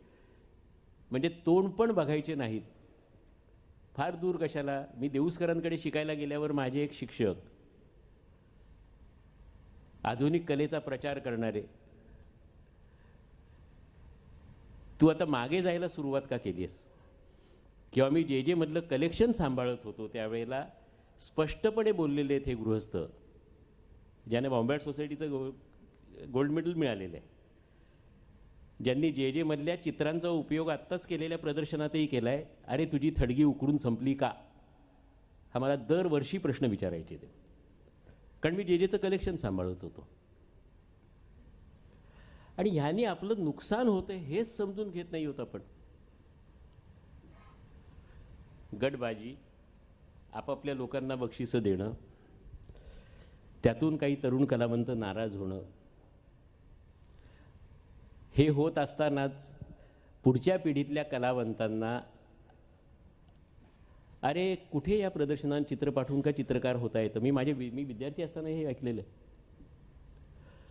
आणि याच प्रकारे पुढची पाळी म्हणजे ज्येष्ठ कलावंत वास्तववादी शैलीत उत्कृष्ट काम करणारा असला तरी त्याचा जाहीरपणे अपमान करणं, या गोष्टी मी स्वतः बघितलेल्या आहेत. आणि यातून शेवटी निष्पन्न काय होतं तर लोक फिरकेनाशी होतात. संस्थेच्या कामकाजावर त्याचा परिणाम होतो आणि हे पुढे घडत गेलं. हे पुढे घडत गेलं हे जेव्हा सर म्हणतात तेव्हा त्यांनी एक उल्लेख केला याच्यामध्ये पहिल्या प्रदर्शनाच्या वेळेलाच, की त्याच्यावर टीका अशी झाली होती पहिल्या प्रदर्शनाच्या वेळेला जे पुरस्कार दिले गेले, हे पुरस्कार लोकप्रिय आणि हितसंबंधातील आवडत्या चित्रकारांना दिले, अशी टीका पहिल्या प्रदर्शनापासून झालेली आहे असं आणि याचा पुरावा सरांनी नोंदवलेलं आहे याच्यामध्ये. ते पुराव्यांनी नोंदवले ते. आणखीन आपण पुढे गेलो तर काही इंटरेस्टिंग गोष्टी मिळतात की गांधी हत्या, त्याचा नथुरामचा संबंध आणि त्याचा बॉम्बे आर्ट सोसायटीशी व्ही ओक हे तिथे नसणं दुरान्वय आहे, हा एक दुरान्वय फार संबंध आहे. दुरान्वय संबंध आहे. परंतु या छोट्या छोट्या गोष्टी की जिथे बॅरिस्टर व्ही ओक सारखं नसणं त्या हीरक महोत्सवाच्या ह्याला आणि त्याच्या नोंदी तुम्ही घेतल्या ते मला खूप नाही, इंटरेस्टिंग नाही, बाटलीवालांनी हां. लिहिलेलं आहे तो जो कॅटलॉग आहे त्यात सोली बाटलीवालांनी व्ही ओक नाहीत. बरं, बाटलीवाला हे मार्क्सवादी, ओक हे हिंदुत्ववादी, कावजी जहांगीर हे समाजवादी किंवा भांडवलदार, पण भांडवलदार असूनही ते समाजवादी होते, ही गमतीदार गोष्ट आहे. अशा विविध विचारधारांची लोक त्यात होते. त्यावेळेला अजून एक सेक्रेटरी होते V D Bhagat. V D Bhagat आणि बाटलीवाला यांची भांडणं झाली आणि व्ही डी भगत यांनी राजीनामा दिला. ते उषा मेहता वगैरे यांच्या जवळचे, म्हणजे पूर्णपणे सोशलिस्ट होते. पण त्याच्यामध्ये कारण नोंदवलेलं नव्हतं बाटलीवालांनी की व्ही ओक नाहीत आणि आम्हाला हे सगळं करावं लागलं आणि हे करताना हे काम किती महत्त्वाचं आहे आणि किती जिकिरीचं आहे हे आमच्या लक्षात आलं वगैरे त्यांनी जाहीरपणे लिहिले. आणि मी म्हटलं तर याच वेळेला व्ही ओक कसे काय नाहीत आणि नंतरच्या लगेचच कॅटलॉगच्या वेळेला आहेत ते, हे कशामुळे असेल? आणि मग एकदम मला स्ट्राईक झालं, कारण व्ही ओकांचा बॉम्बे आर्ट सोसायटीनी कृतज्ञता म्हणून एक हे सुरू केला, सन्मान किंवा एक कृतज्ञता नावाची भावना त्यांनी व्यक्त करायला सुरुवात केली. तेव्हा पहिला मला फोन केला होता उत्तम पाचरणेंनी आणि तो म्हटला की सर, अगदी अलीकडच्या काळातल्या पण हयात नसलेल्या एकांच्या नावाने ही कृतज्ञता व्यक्त करायची. तेव्हा मी म्हटलं, अरे हा तुम्ही पहिल्यांदाच सुरू करताय, त्यावेळेला ज्ञात असलेल्या आणि ज्यांचे नातेवाईक ज्ञात आहेत अशा लोकांचा आपण सत्कार पहिल्यांदा केला पाहिजे, त्यांचं नाव पहिलं असलं पाहिजे, मग हे घ्या. आणि मग त्यावेळेला मी व्ही ओकांचं नाव सांगितलं, कारण त्याच्या आधीचं नाव मला माहिती होतं ओवी मुल्लर. त्याच्यानंतर अजून एक, आत्ता मला नाव आठवत नाही आहे, पण त्यांचे नातेवाईक माहीत नव्हते. व्ही ओकांचे नातेवाईक शास्त्री हॉलमध्ये राहतात हे मला माहिती होतं.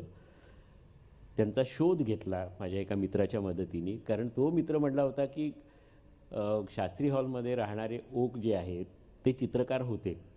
आता ते ओक कुठले, तर त्या ओकांचं इनिशियल सांगितलं ते व्ही ओक निघालं. जयंतराव टिळकांनी व्ही ओकांच्याकडनं, जयंतराव टिळकांनी नाही, लोकमान्य टिळकांनी व्ही ओकांच्याकडनं पुण्याच्या शिवाजी मंदिरसाठी चित्र काढून घेतलेली होती. ते बॉम्बे आर्ट सोसायटीचे सेक्रेटरी होते आणि नथुरामच्या खटल्यासाठी वकीलपत्र घेण्यासाठी ते अंबाल्याला गेले होते, हे माझ्या कानावर होतं. त्याचा संबंध जो आहे तो मी नंतरच्या काळात हे लिहिताना पुन्हा शोध घेऊन जोडला आणि त्या संदर्भामधलं डॉक्युमेंट माझ्याकडे आहे. मी मगाशी सांगितलं तसं साक्षीदाराच्या सहीसह. गंमत म्हणजे त्यातला साक्षीदार जो आहे त्याचं नाव सावरकर आहे, माझा एक मित्र आहे. आणि ज्यांच्याकडनं मी हे घेतलेलं आहे त्यांचं नाव विनायक दीक्षित. त्यांचा पुसाळकर आणि पुसाळकर फॉरवर्डिंग एजंट नावाची फार जुनी कंपनी, आणि तालीम असोत की करमरकर असोत की म्हात्रे असोत, त्यांना इटलीमधून संगमरवराचे दगड आणून द्यायचं काम त्यांच्या वडिलांनी आणि आजोबांनी केलेलं आहे. म्हणजे ह्याही लिंक अशा इंटरेस्टिंग आहेत. आणखीन एक दोन महत्त्वाच्या घटना, एक म्हणजे बडोदा स्कूल सुरू होणं, त्याचा सोसायटीशी काही परिणाम होणं, संपर्क येणं, काही असं ह्याच्यात कुठे नोंद नाही आहे तशी, म्हणून ह्यात बडोदा स्कूल हे गोल्ड मेडल आणि गव्हर्नर अवॉर्डमध्ये फार प्रकर्षाने दिसत नाही आहे, पण दुसऱ्या पुस्तकामध्ये तो निश्चित येणार आहे. कारण बेंद्रे हे ज्युरी झाले, म्हणजे बेंद्रे बडोद्याला होते आणि बडोद्याला ते असताना ते मुंबईला यायचे ज्युरी म्हणून, आणि मग जे मधले जे ते पारितोषिक द्यावं म्हणून आग्रह धरायचे आणि बेंद्रे बडोद्याला द्यावं म्हणून आग्रह धरायचे. आणि त्यावेळीची पारितोषिकं बघितल्यावरती लक्षात येतं. आणि ज्युरी कोण होते याचा उल्लेख मी अमृता शेरगिलच्या बाबतीत मुद्दाम केलेला आहे. आणि पूर्वी कसं होतं की बॉम्बे आर्ट सोसायटीमध्ये सिलेक्शन कमिटी एक असायची आणि जजिंग कमिटी असायची, आणि सिलेक्शन कमिटीतल्या लोकांनाच जजिंग कमिटीनी पारितोषिकं दिलेली आढळली.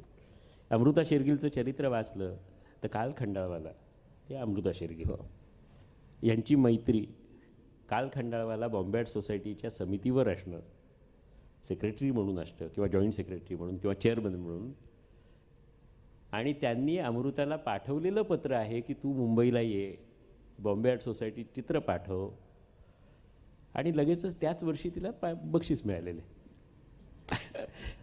नाही अशा, पण याच्यामध्ये चित्राच्या दर्जाबद्दलचा प्रश्न नाही आहे, पण अशा ही मानवी लिंक असतात ना, शेवटी मानवी संबंध ही सगळ्याच्या मागची एक फार हृदय अशी गोष्ट आहे, ती गोष्ट आहे.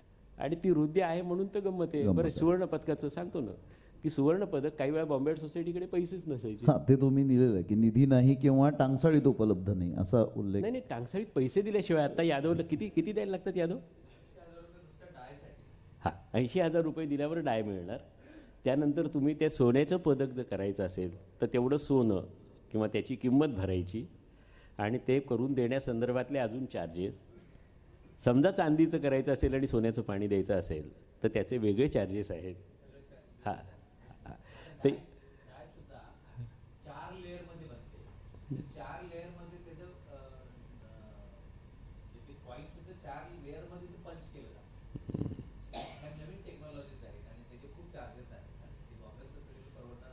आत्ता परवडणार नाही, त्यावेळेला काय परिस्थिती असेल बघा. आता इमारत आहे त्यांची बांद्र्याला.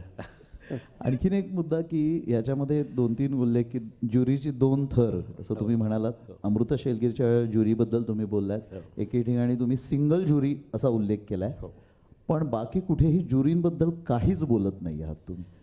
नाही तर किती बोलणार, वेगळं असेल तर बोललेलं बरं. नाही तर ते ज्युरीवरचंच पुस्तक करावं लागेल. आणि 46 वर्षातलं मला बरंच माहिती. त्यानंतर असं एक दिसतं की 70-80-90च्या दशकात सुवर्णपदकाचे जे मानकरी चित्रकार झाले ते पुढे गाजले, आणि त्याच्या आधी तर आपण बोलत आलो आहे की यश मिळावं याच्यासाठी सोसायटीच्या प्रदर्शनात माझे चित्र असणं गरजेचं आहे, मला सुवर्णपदक मिळणं, मला काम मिळणं, ह्याचा जो संबंध आहे तो 90-80च्या नंतर तो कमी होतोय का? आणि त्याच्याबद्दल काही याच्यात भाष्य येत नाही. सुरुवातीचा जर काळ बघितला तर धुरंधरांना विद्यार्थी असताना डू यू कम लक्ष्मी चित्राला सुवर्णपदक मिळालं. त्याच्या आधी 92 साली त्यांनी केलेलं एक ड्रॉइंग आहे चारकोल म्हणजे पावडर शेडिंगचं, की एक बाई निवडती आहे आणि दुसरी बाई बाजूला बसली आहे, असं घरगुती दृश्य आहे. ते त्यांनी शिक्षकांना दाखवल्यावर ग्रिफिथ्सनी त्यांना सांगितलं की बॉम्बे आर्ट सोसायटीचं प्रदर्शन आहे, जेजेतच होतं, पाठव सांगितलं. त्यांना एक दुसरं कुठलं तरी बक्षीस मिळालं होतं त्यावेळेला. सुवर्णपदकाचं चित्राचं धुरंधरांना त्या पहिल्या 92 सालच्या बक्षिसामुळे उत्साह वाटला. त्यांच्या बरोबरच्या विद्यार्थ्यांनाही वाटला, ते पाठवायला लागले. आधी निकाल वगैरे काही जाहीर केला नव्हता, पण ग्रिफिथ्सनी धुरंधरांना सांगितलं की उद्या संध्याकाळी सेक्रेटरिएटमध्ये जरा चांगले कपडे बिपडे घालून हजर व्हायचे, कम वेल ड्रेस्ड. आणि तिथे गेल्यावर धुरंधरांना कळलं की आपल्याला सुवर्णपदक मिळाले. आणि हे कला मंदिरातील 41 वर्षामध्ये त्यांनी लिहिलेलं आहे. काही वेळा प्रदर्शनं झाली नाहीत. आर्थिक परिस्थिती, देणगीदार मिळवायचे बक्षिसासाठी, आजही देणगीदार मिळवतात. बॉम्बे आर्ट सोसायटीकडे रूपदरसाठीही फंड नाही आहे स्वतःचा, तो निर्माण करा असं बरेच वर्ष मागे लागले, पण अजून काहीही केलेलं नाही आहे त्यांनी. आणि दुसऱ्याच्या याच्यावर कशासाठी कॉर्पस तयार करा ना त्यासाठी. आणि पूर्वीपासून देणगीदार मिळवूनच बक्षिसं दिली जायची. 1952 साली पूर्वी त्याच्या आधीची बक्षिसं 100 रुपये, 120 रुपये, 150 रुपये, मॅक्झिमम 200 रुपये. 1952 साली जहांगीर आर्ट गॅलरीच्या स्थापनेनिमित्त 1000 रुपयाचं बक्षीस ठेवलं होतं. आणि त्या 1000 रुपयाच्या बक्षिसासाठी एवढी कॉम्पिटिशन होती की काही विचारू नका. म्हणजे त्यावेळच्या चित्रकारांना, आता ते हयात नाही आहेत, पण काही चित्रकारांशी बोलताना म्हणजे 1000 रुपयाचं बक्षीस कुणाला मिळणारी उत्सुकता होती. आणि त्या आराला देण्यात आलं. आणि आरा त्यावेळेला अत्यंत गरीब परिस्थितीतला चित्रकार. आणखीन एक मुद्दा दिसतो ते म्हणजे सडवेलकरांनी जो 1988चा कॅटलॉग लिहिला आहे त्याच्यामध्ये असं त्यांनी लिहिलं आहे की 1990 नंतरच्या कलाकृतींच्या दर्जात फरक जाणवतो, सहभागातही फरक जाणवतो. कलाक्षेत्रात नावाजलेले कलावंत सोसायटीच्या प्रदर्शनाकडे पाठ फिरवताना दिसतात. तर असं नाही, एक गोष्ट अशी आहे की मला आठवते की पूर्वी दरवर्षी, म्हणजे 70 साली मी आल्यानंतरची गोष्ट सांगतोय, की काहीतरी निमित्ताने आधीच्या काळामधल्या गाजलेल्या कलावंतांच्या कलाकृती बॉम्बे आर्ट सोसायटीची समिती आमंत्रित करायची. नॉट फॉर कॉम्पिटिशन हे लिहिलेलं असायचं त्याच्यावर. ही प्रथाच बंद झाली ना. दुसरा प्रकार असा की मी विद्यार्थी असताना ऐकलेलं आहे, अरे बॉम्बे आर्ट सोसायटी म्हणजे ज्यांनी सुवर्णपदकं मिळवली तेच आपल्या विद्यार्थ्यांना सांगायचे आणि तेच संस्कार घेऊन विद्यार्थी चित्रकार म्हणून बाहेर पडायचे.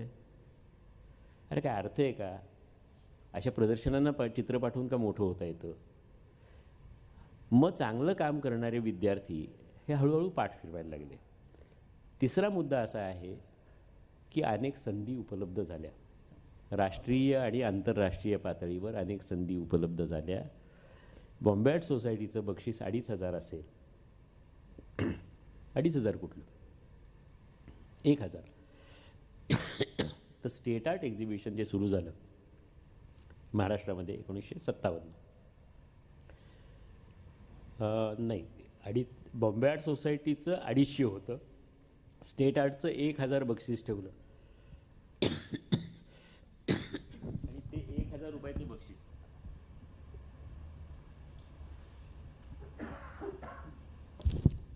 हे त्या काळी फार मोठं मानलं गेलं आणि असं गौरवाने त्या समारंभामध्ये सांगितलं गेलं की देशामध्ये स्टेट आर्ट एक्झिबिशनचं अवॉर्ड हे ललित कला अकादमीपेक्षा सुद्धा मोठं आहे, सर्वोच्च रकमेचं आहे. आता ही गोष्ट सोडा की आज स्टेट आर्टचं अवॉर्ड तेवढंच आहे.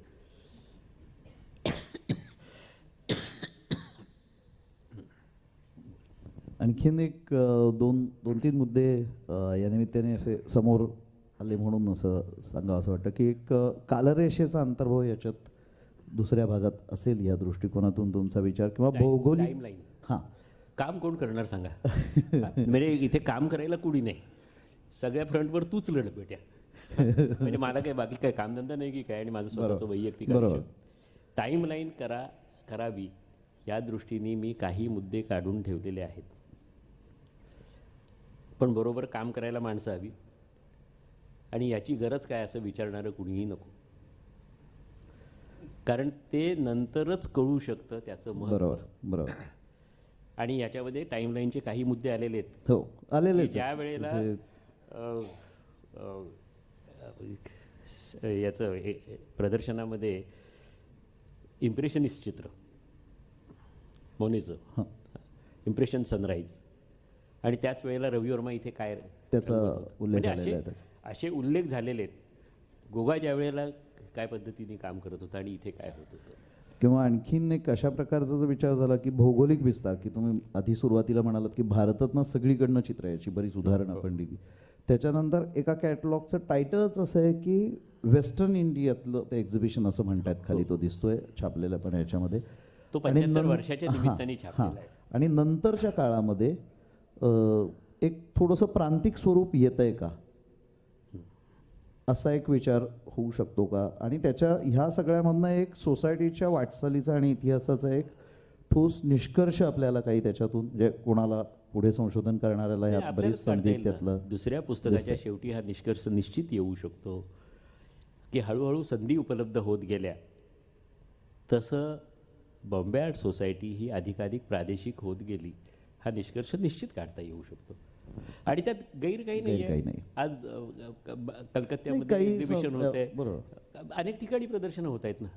राजस्थान ललित कला अकॅडमी प्रदर्शन करते, गुजरात ललित कला अकॅडमी करते, महाराष्ट्रात राज्य सरकार करतं, विभागलं जातातच ना. आर्ट सोसायटी ऑफ इंडिया आहे 1818 1918 स्थापन झालेली.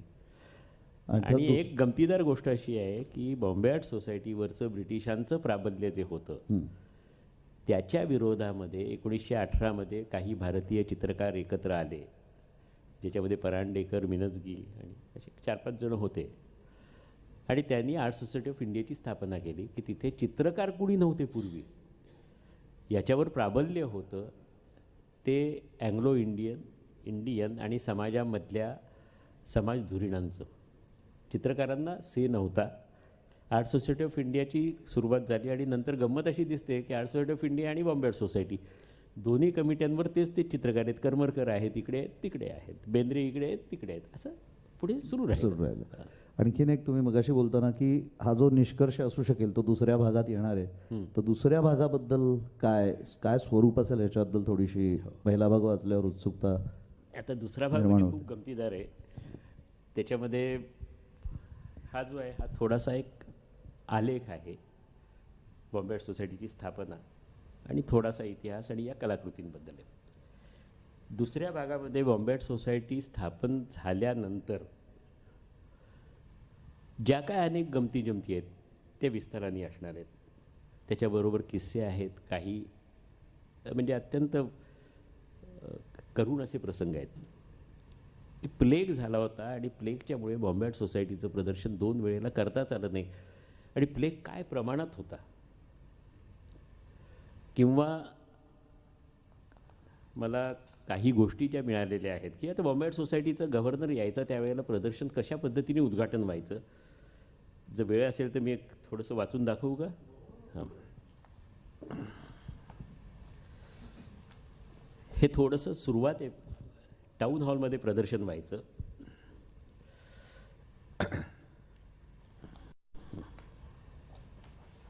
आणि त्या टाऊन हॉलच्या प्रदर्शनाचं उद्घाटन कसं व्हायचं. टाऊन हॉल बाहेरून भव्य वास्तू व त्याच्या लांबलचक दिमागदार पायऱ्या, त्या चढताच समोरच असलेला भव्य हॉल, उंच छत, डेरेदार खांब आणि नक्षीदार सोन्याच्या वरखांनी झळाळून उठणारा, हंड्या झुमरांनी सजलेला. त्या हॉलमध्ये बैठका, विद्वत सभा, संमेलनं होतच असत. पण बिथोवेन आणि मोझार्टच्या संगीतावर कमनीय कमरेभोवती हात घालून मद्याच्या साथीनं नृत्याची लयदार पावलंही पडत. शिवाय बॉम्बे आर्ट सोसायटीचं प्रदर्शन आलं की तो हॉल दाटीवाटीनं लाकडी स्क्रीजनी भरून जाई. गचडी करून त्यावर चित्र टांगली जात, अगदी वरपासून खालपर्यंत. त्यातही चांगल्या दर्शनी जागा राखून ठेवलेल्या असत. प्रतिष्ठित चित्रकारांसाठी आपली चित्र अशा जागेत लागावीत म्हणून अहमिकाही असे. प्रसंगी बोलाचाली आणि वादावादी होई. सोनेरी रंगाने रंगवलेल्या तर क्वचित सोन्याच्या वरखांनी मढवलेल्या. प्रदर्शनाचा आधीचा दिवस खास वॉर्निशिंग डे म्हणून आयोजकांनी राखून ठेवलेला असे. चित्रावर शेवटचे फटकारे, फ्रेम, पॉलिशचा बोळा, फ्रेमवरचा खरचटलेल्या सोनेरी रंगाची दुरुस्ती आणि निस्तेज पडलेल्या चित्रांवर वॉर्निशिंगचा ताजा हात, हे उद्योग हिरिरीने पार पडत त्या दिवशी. साहजिकच एवढ्या सगळ्या उद्योगानंतर ही चित्रे ताजीतवानी दिसत एखाद्या मुंज्या मुलाच्या गोट्यासारखी तकाकतायत. अशा गमतीदार गोष्टी आहेत. पण त्याच्याबरोबर एक कविता मिळाली आहे 1910च्या इंदू प्रकाशमध्ये. अशा गमतीदार गोष्टी आहेत. त्याच्याबरोबर हृदयप्रसंग आहेत. त्याबरोबर चित्रकारांमधली स्पर्धा आहे. तू कुठल्या विषयावर करतोयस, मी कुठल्या विषयावर करणार आहे. मग कोण कुठल्या विषयावर चित्र काढते याचा शोध घ्यायचे. आणि मग त्यासाठी चाललेली लपवालपवी. आणि मग अचानक काहीतरी गमती होत आणखीन तो विषय कळे. आणि ह्याचे पुरावे आहेत. अनेक चित्रकारांशी माझे संबंध होते. त्यांनी सांगितलेल्या आठवणी, म्हणजे माळी असतील, गुर्जर असतील, देऊसकर आहेत. म्हणजे आज ज्यांची वय हयात असते तर 100पेक्षा जास्ती असती, अशा अनेक चित्रकारांच्या आठवणी माझ्या मेंदूमध्ये साठवलेल्या आहेत. त्याचा आत्ता उपयोग होतो आहे, कारण मी लहानपणापासून अनेकांना भेटलो आहे, बघितलं आहे.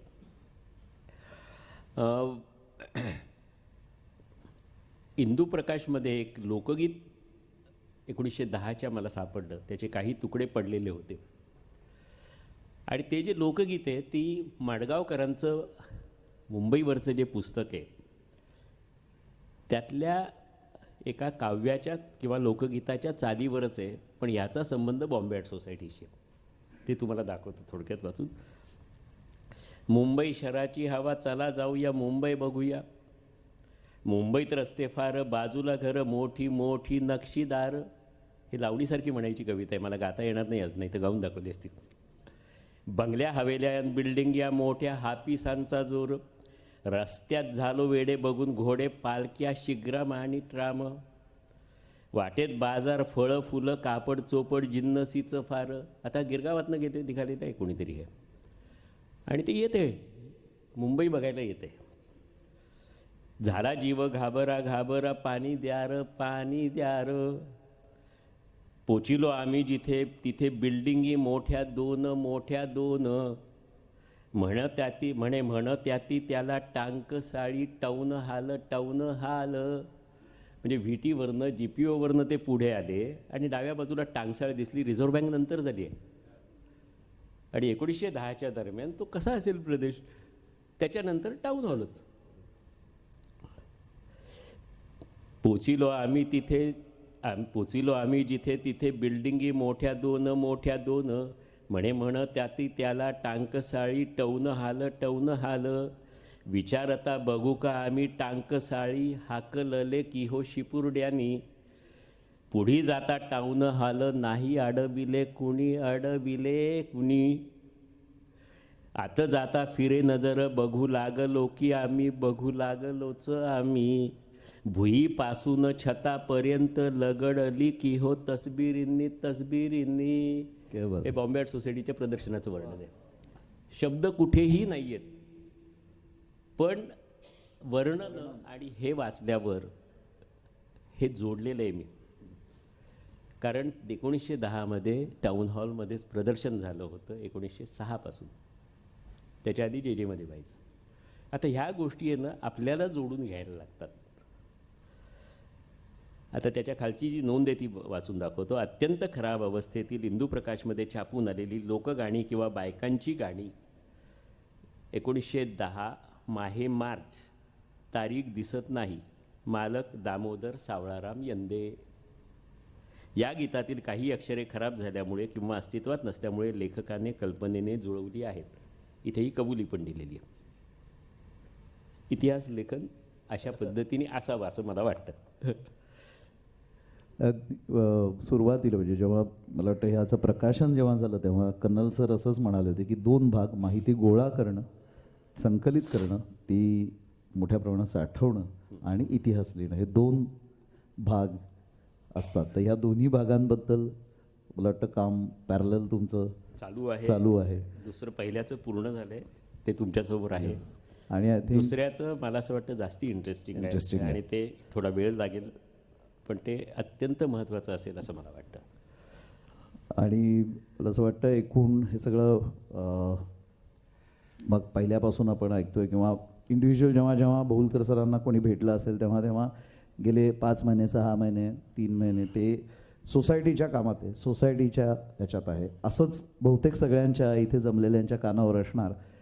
तर जे काही एकूण कष्ट उपसले असं म्हणणं अवघड आहे, पण प्रचंड काम केलं आणि त्याच्यात एक करण्याची जिद्द, त्याच्यावर मला वाटतं विषयावर असलेलं प्रेम आणि ह्या कालखंडाबद्दल काहीतरी ठोस व्हावं असं वाटणं, या सगळ्याचा ह्याच्यात मला वाटतं मुख्य वाटा आहे. आणि हे सगळं म्हणजे ह्याच्यात सगळ्यांनाच हे आपल्याला मान्य आहे किंवा आपण बघतो आहोत. माझ्या मनोगतातनं सांगितलेलंच आहे मी, पण एक हे काम संपत आलं आणि असंच मला माझी झोप गेले 4.5-5 महिने आणि जवळजवळ 4.5 ते 5 तास मॅक्झिमम मी सकाळी 4 वाजता आपोआप खाली असतो. मग चहा करायचा, चहा घेत बसायचं, काय काम करायचं त्याची यादी करायची. आणि रेटाच असा होता की बाकी काही फार सुचायचं नाही. पण काम संपत आलं आणि मला अचानक एक गालिबचा शेर आहे, त्या धर्तीवर काहीतरी सुचत गेलं आणि ते एक हाती लिहून काढले, त्यात बदल काहीही केलेला नाही आहे. ते वाचून दाखवतो. दुनिया में जबान देने वालों की कमी नहीं गालिब. तो शेर वेगळा आहे, दुनिया में चुतियों की कमी नहीं गालिब असं काहीतरी तो हल्ली आपण म्हणतो, पण प्रत्यक्षात गालिबनी वेगळंच म्हणले. मला हे असं असावं असं वाटलं. दुनिया में जबान देने वालों की कमी नहीं गालिब, निभाने वाले मिलते हैं बहुत कम. उंगली उठाना कोसना धर्म है जिनका, करते हैं बातें बहुत, दिखते हैं कुर्सियों पर हरदम. लेकिन कुछ बंदे होते हैं ऐसे भी, न फिक्र उनको नाम या शोहरत की, आते हैं साथ बनता है कारवा, शुरू करते हैं काम साथ उनका हो हरदम. माझ्या हे सहकाऱ्यांबद्दल आहे की ज्यांना कुठल्याही प्रकारे काहीही अपेक्षा नाही आहे. त्यांना हा वेड्यासारखं काम करतोय, आपणही त्यात सामील होऊया असं वाटतंय. म्हणूनच म्हणतोय मी कि आते हैं साथ बनता है कारवा, शुरू करते हैं काम साथ उनका हो हरदम. है हम उसी बिरादरी के, है हम उसी बिरादरी के, किया जो वो अब सामने आपके. बस काम करना जानते हैं हम, दी जबान दिलो जान से, उसे निभाते हैं हम, उसे निभाते हैं हम. धन्यवाद.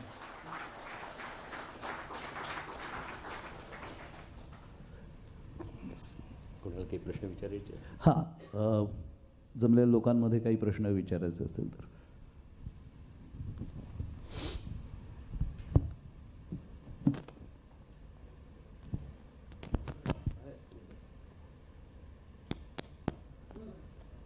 हॅलो सर, प्रश्न छोटासा आहे.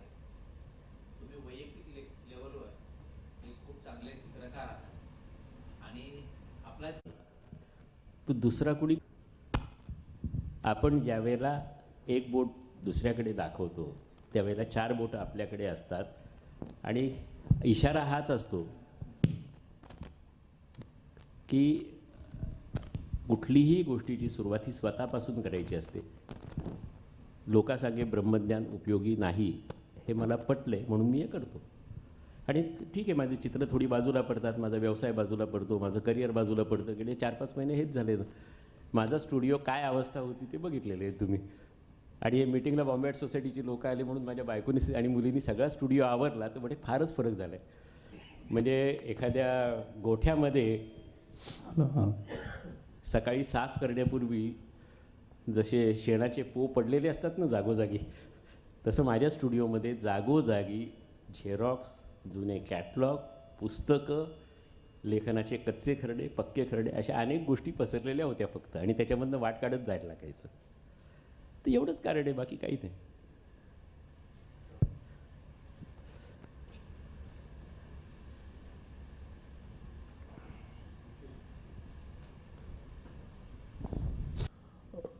मला असं वाटतं की बॉम्बे आर्ट सोसायटीचा इतिहास लिहिताना ही त्याच प्रकारचा अभ्यास, त्याच प्रकारची माहिती संकलन. आणि मला आत्ता तुम्ही सर्व सांगताना सारखं अरुण टिकेकरांच्या जनमनाची आठवण होते. म्हणजे आता मला तर दुसऱ्या भागाची फार उत्सुकता आहे की आता कधी वाचायला मिळेल असं आता होतं आहे. मला असं वाटतं की पुन्हा एकदा नितीन म्हणजे नी जो मुद्दा मांडला होता त्याच्याकडे मला लक्ष वेधायचं आहे की ह्या सगळ्या गोष्टी होत असताना ज्या मानवीय पातळीवरती होत आहेत, तरीसुद्धा कला कशा प्रकारे करावी याच्याविषयीचं जे काही निकष आहेत किंवा निर्णय आहेत या लोकांचे झालेले, कदाचित ते म्हणजे आता कालखंडावलांचं पत्र हा एक मोठाच म्हणजे काय म्हणतात त्याला, खरोखरच दस्तऐवज असणार आहे तो. आणि अमृत शेरगीरची पत्र उपलब्ध आहेत. हो, म्हणजे पाटकरांनी काम केलंच आहे त्याच्यावरती. तर मला असं वाटतं की 2 गोष्टी मला अशा सुचल्या की त्याच्यावरती तुम्ही खरोखर काही प्रकाश पाडणार का? की म्हणजे एक गोष्ट साधी होती की जे स्कूल ऑफ आर्टमधला जो सर्वोच्च माणूस आहे तो बदलत जसा गेला प्रत्येक पिढीचा, तसं जसं जेमध्ये काय शिकवलं जात होतं हे आपोआप बदलत गेलं. तिथलेच लोक काळानं म्हणजे काळाच्या ओघाने बॉम्बे आर्ट सोसायटीचे जजिंग पॅनलवर असेल तर त्यानुसारच जजिंग होत जाणार असं नाही आहे. बरं, कसं आहे की एकूण मानसिकता ही गोष्ट म्हणजे 1920 नंतर, 1920 म्हणण्यापेक्षा लॉर्ड कर्झन व्हॉइसरॉय होता. आणि 1905 त्यांनी असा फतवा काढला होता की भारतीय म्हणजे एक तर त्यांनी आधी लॉ ऑफ अँटिक्विटी आणला, लॉ ऑफ प्रिझर्वेशन वगैरे असं काहीतरी त्याचं नाव आहे. म्हणजे कर्झन आपल्याला बंगालच्या फाळणीसाठी माहिती आहे, पण कर्झननी केलेले हे भारतीयांवरचे उपकार आहेत हे लक्षात ठेवलं पाहिजे. की या सर्व ज्या आपला ऐतिहासिक ठेवा आहे याची परिस्थिती अत्यंत कठीण होती. त्याचं जतन, संवर्धन आणि नोंदणी करावी ह्या संदर्भातला कायदा कर्जननी केला. त्याचे काम आधीच सुरू झालेलं होतं, पण तो कायदा केला. आणि त्याच दरम्यान त्यांनी कलेमध्ये भारतीय ज्या गोष्टी आहेत त्यांना महत्त्व दिलं पाहिजे. आता अशाच पद्धतीचं कर्झनलाच पॅरलल असणारं नाशिकचा कलेक्टर जॅक्सन, ज्याला कानेरेंनी गोळी घालून मारलं, ही कारणं पूर्ण वेगळी आहेत.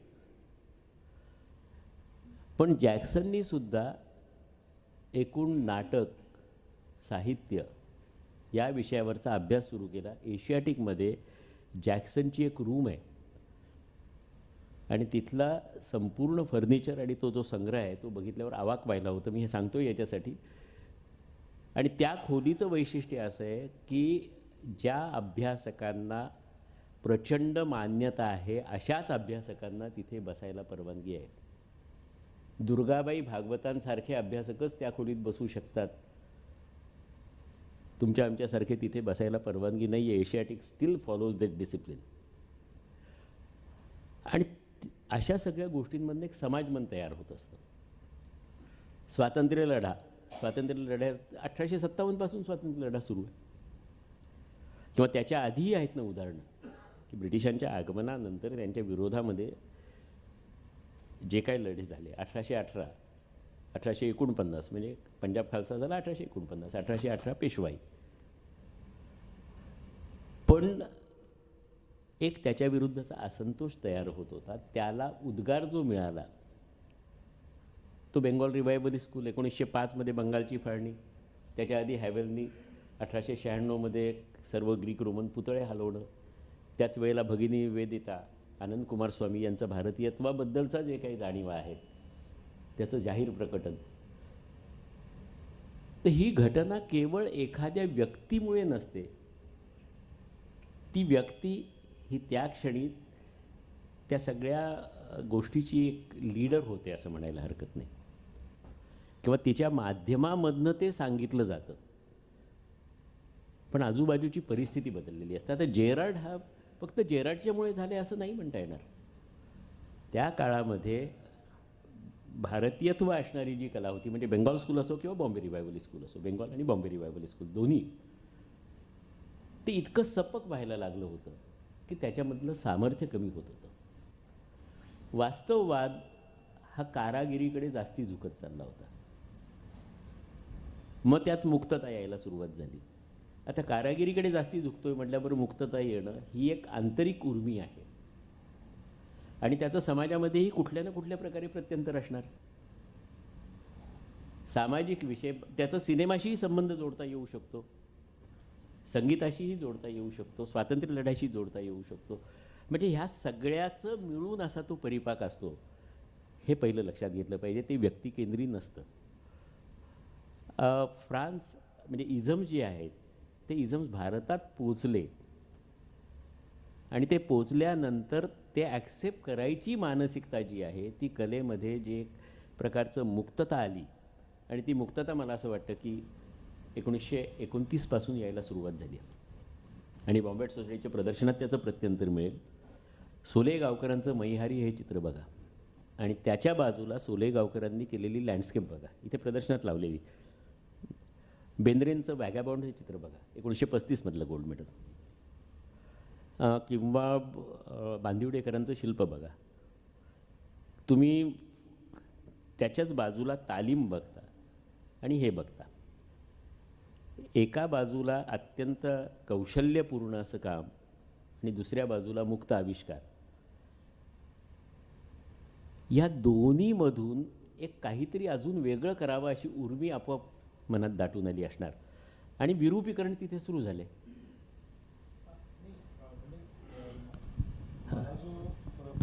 मला जो घटना बघितल्यानंतर किंवा यातल्या मानवी ज्या काही वृत्ती आपल्याला दिसतात त्याच्यातून त्याचा पट आपल्याला समोर आणल्यानंतर त्याच्याबद्दलचा जो काही निर्णय आहे त्याकडे तुम्ही आम्हाला काही दिशादर्शन देणार आहात का दुसऱ्या भागातून? म्हणजे कशा अर्थी की आता आपण प्रदर्शनामध्ये विरूपीकरण आणि अमृतीकरण असं म्हटलं आहे, तर आता त्याचा एक विशिष्ट अर्थ आपण बॉम्बे आर्ट सोसायटीच्या या संदर्भामध्ये वापरतो आहोत.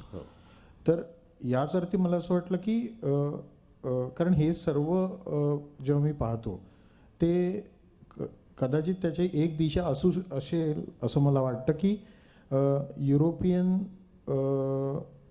प्रभावाच्या आधारे आम्ही भारतीय कला करतो आणि भारतीय कला पाहतो असा जो एक समज आहे, त्या समजाला छेद देणारं इतिहास लेखन आणि त्या दिशेने होणारी वाटचाल आणि त्याच्यातून कदाचित नवीन सौंदर्य शास्त्र असं नाही म्हणता येणार, परंतु नवीन सौंदर्य निकषाकडे एक दिशादर्शन असं या सर्व लिखाणाचा एक काय म्हणतात त्याला एक सुप्त प्रवाह त्याच्यामध्ये आहे असं मला वाटतं. दिशा निश्चित या अर्थाने निश्चित आहे.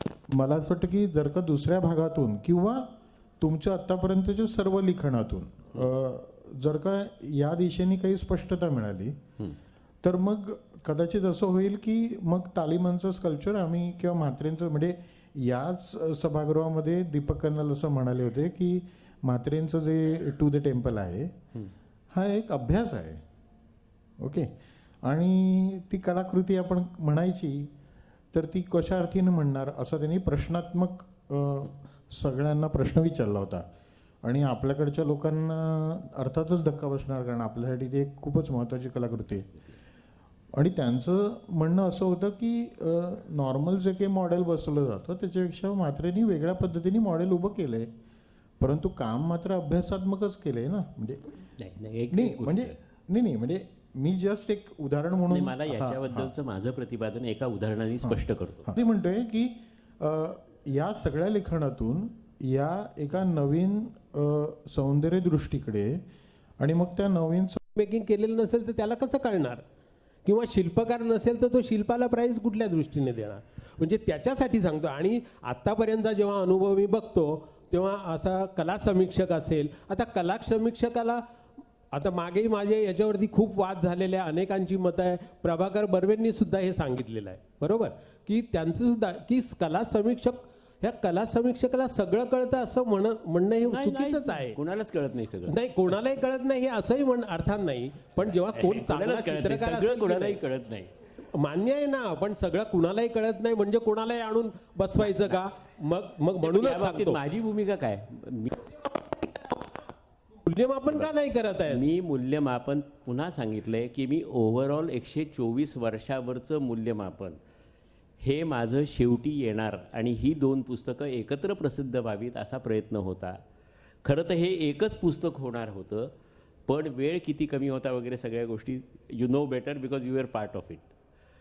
दुसऱ्या भागामध्ये शेवट जो आहे, कारण मूल्यमापन केव्हा करतात हे शेवटी करतात, याच्यामध्ये मला इतर पारितोषिकांबद्दल अजून लिहायचं आहे.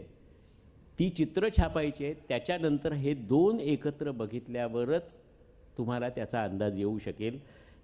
दुसऱ्या पुस्तकाच्या शेवटी मूल्यमापन संपूर्ण काळाचं एक माझ्या दृष्टीने जे आकलन आहे ते व्यवस्थित मांडलेलं असेल आणि त्यात माझ्या दृष्टीने जे मूल्यमापन आहे ते निश्चित असेल. आणि मी उदाहरण हे दिलेलं आहे पुन्हा की मूल्यमापन हे मी टाळणार नाही आहे, पण त्याच्याचबरोबर माझी भूमिका ही एकांगी नसेल हे मी पुन्हा स्पष्ट केलं आहे की ज्या प्रकारे एकांगी भूमिका राम चटर्जींनी घेतली होती की आबालाल रहमानांनी 1885 केलेलं काम ते 1990 म्हणतात what is new in it. याला अर्थ नाही. It was new in his period. You have to understand this. आणि ह्या दृष्टिकोनामधून माझ्या मूल्यमापनाचा एकूण जो काय रोख असेल तो असेल. तो कोणाला पटला नाही पटला तरी काही त्याच्याबद्दल प्रश्न नाही ना. हे वैयक्तिक आहे गोष्ट पूर्णपणे. होणारं मी पुन्हा सांगितलं की दुसऱ्या भागाच्या आणि का दुसऱ्या भागाच्या शेवटी तुम्हाला बाकीची चित्र बघितली आहेत का तुम्ही सगळं एकत्र बघा, नंतर मग कळेल तुम्हाला. आणि मुळामध्ये यादीच उपलब्ध नव्हती, ती यादी पहिली याच्यात सिद्ध केली आहे. बाबूराव सडवेलकरांचं सेंटेनरीचं पुस्तक, त्यात किती % चित्र आहेत 100 वर्षामधली? 40% तरी आहेत का सांग. तूच काम केलेलं आहेस त्याचं डिझायनिंगचं, सांग 40% तरी आहेत का सांग. इथे मॅक्झिमम आहेत आणि तुम्हाला याच्यामधनं पट कळेल. मान्य ना. नाही त्या या दुसरं पुस्तक नाही दुसरं पुस्तक आलंय का?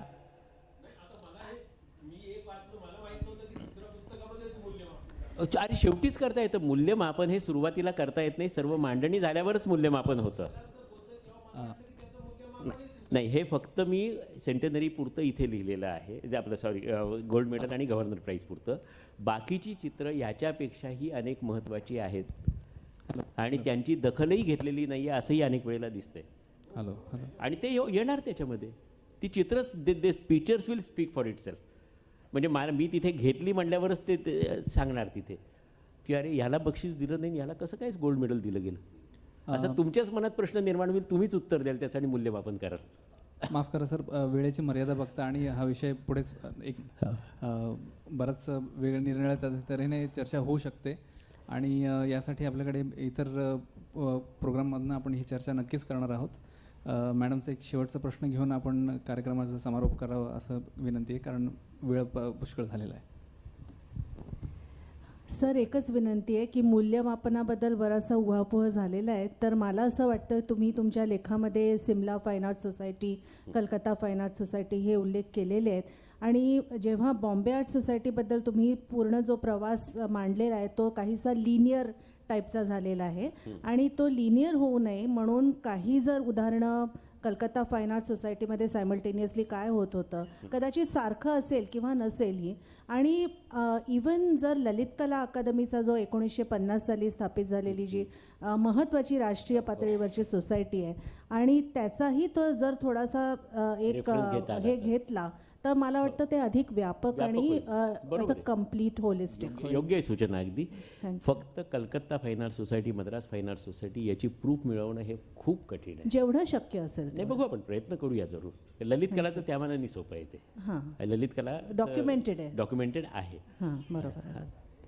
आणि बॉम्बे आर्ट सोसायटीचं सुद्धा डॉक्युमेंटेड आहे म्हणून एवढं होऊ शकलंय काही भाग तरी.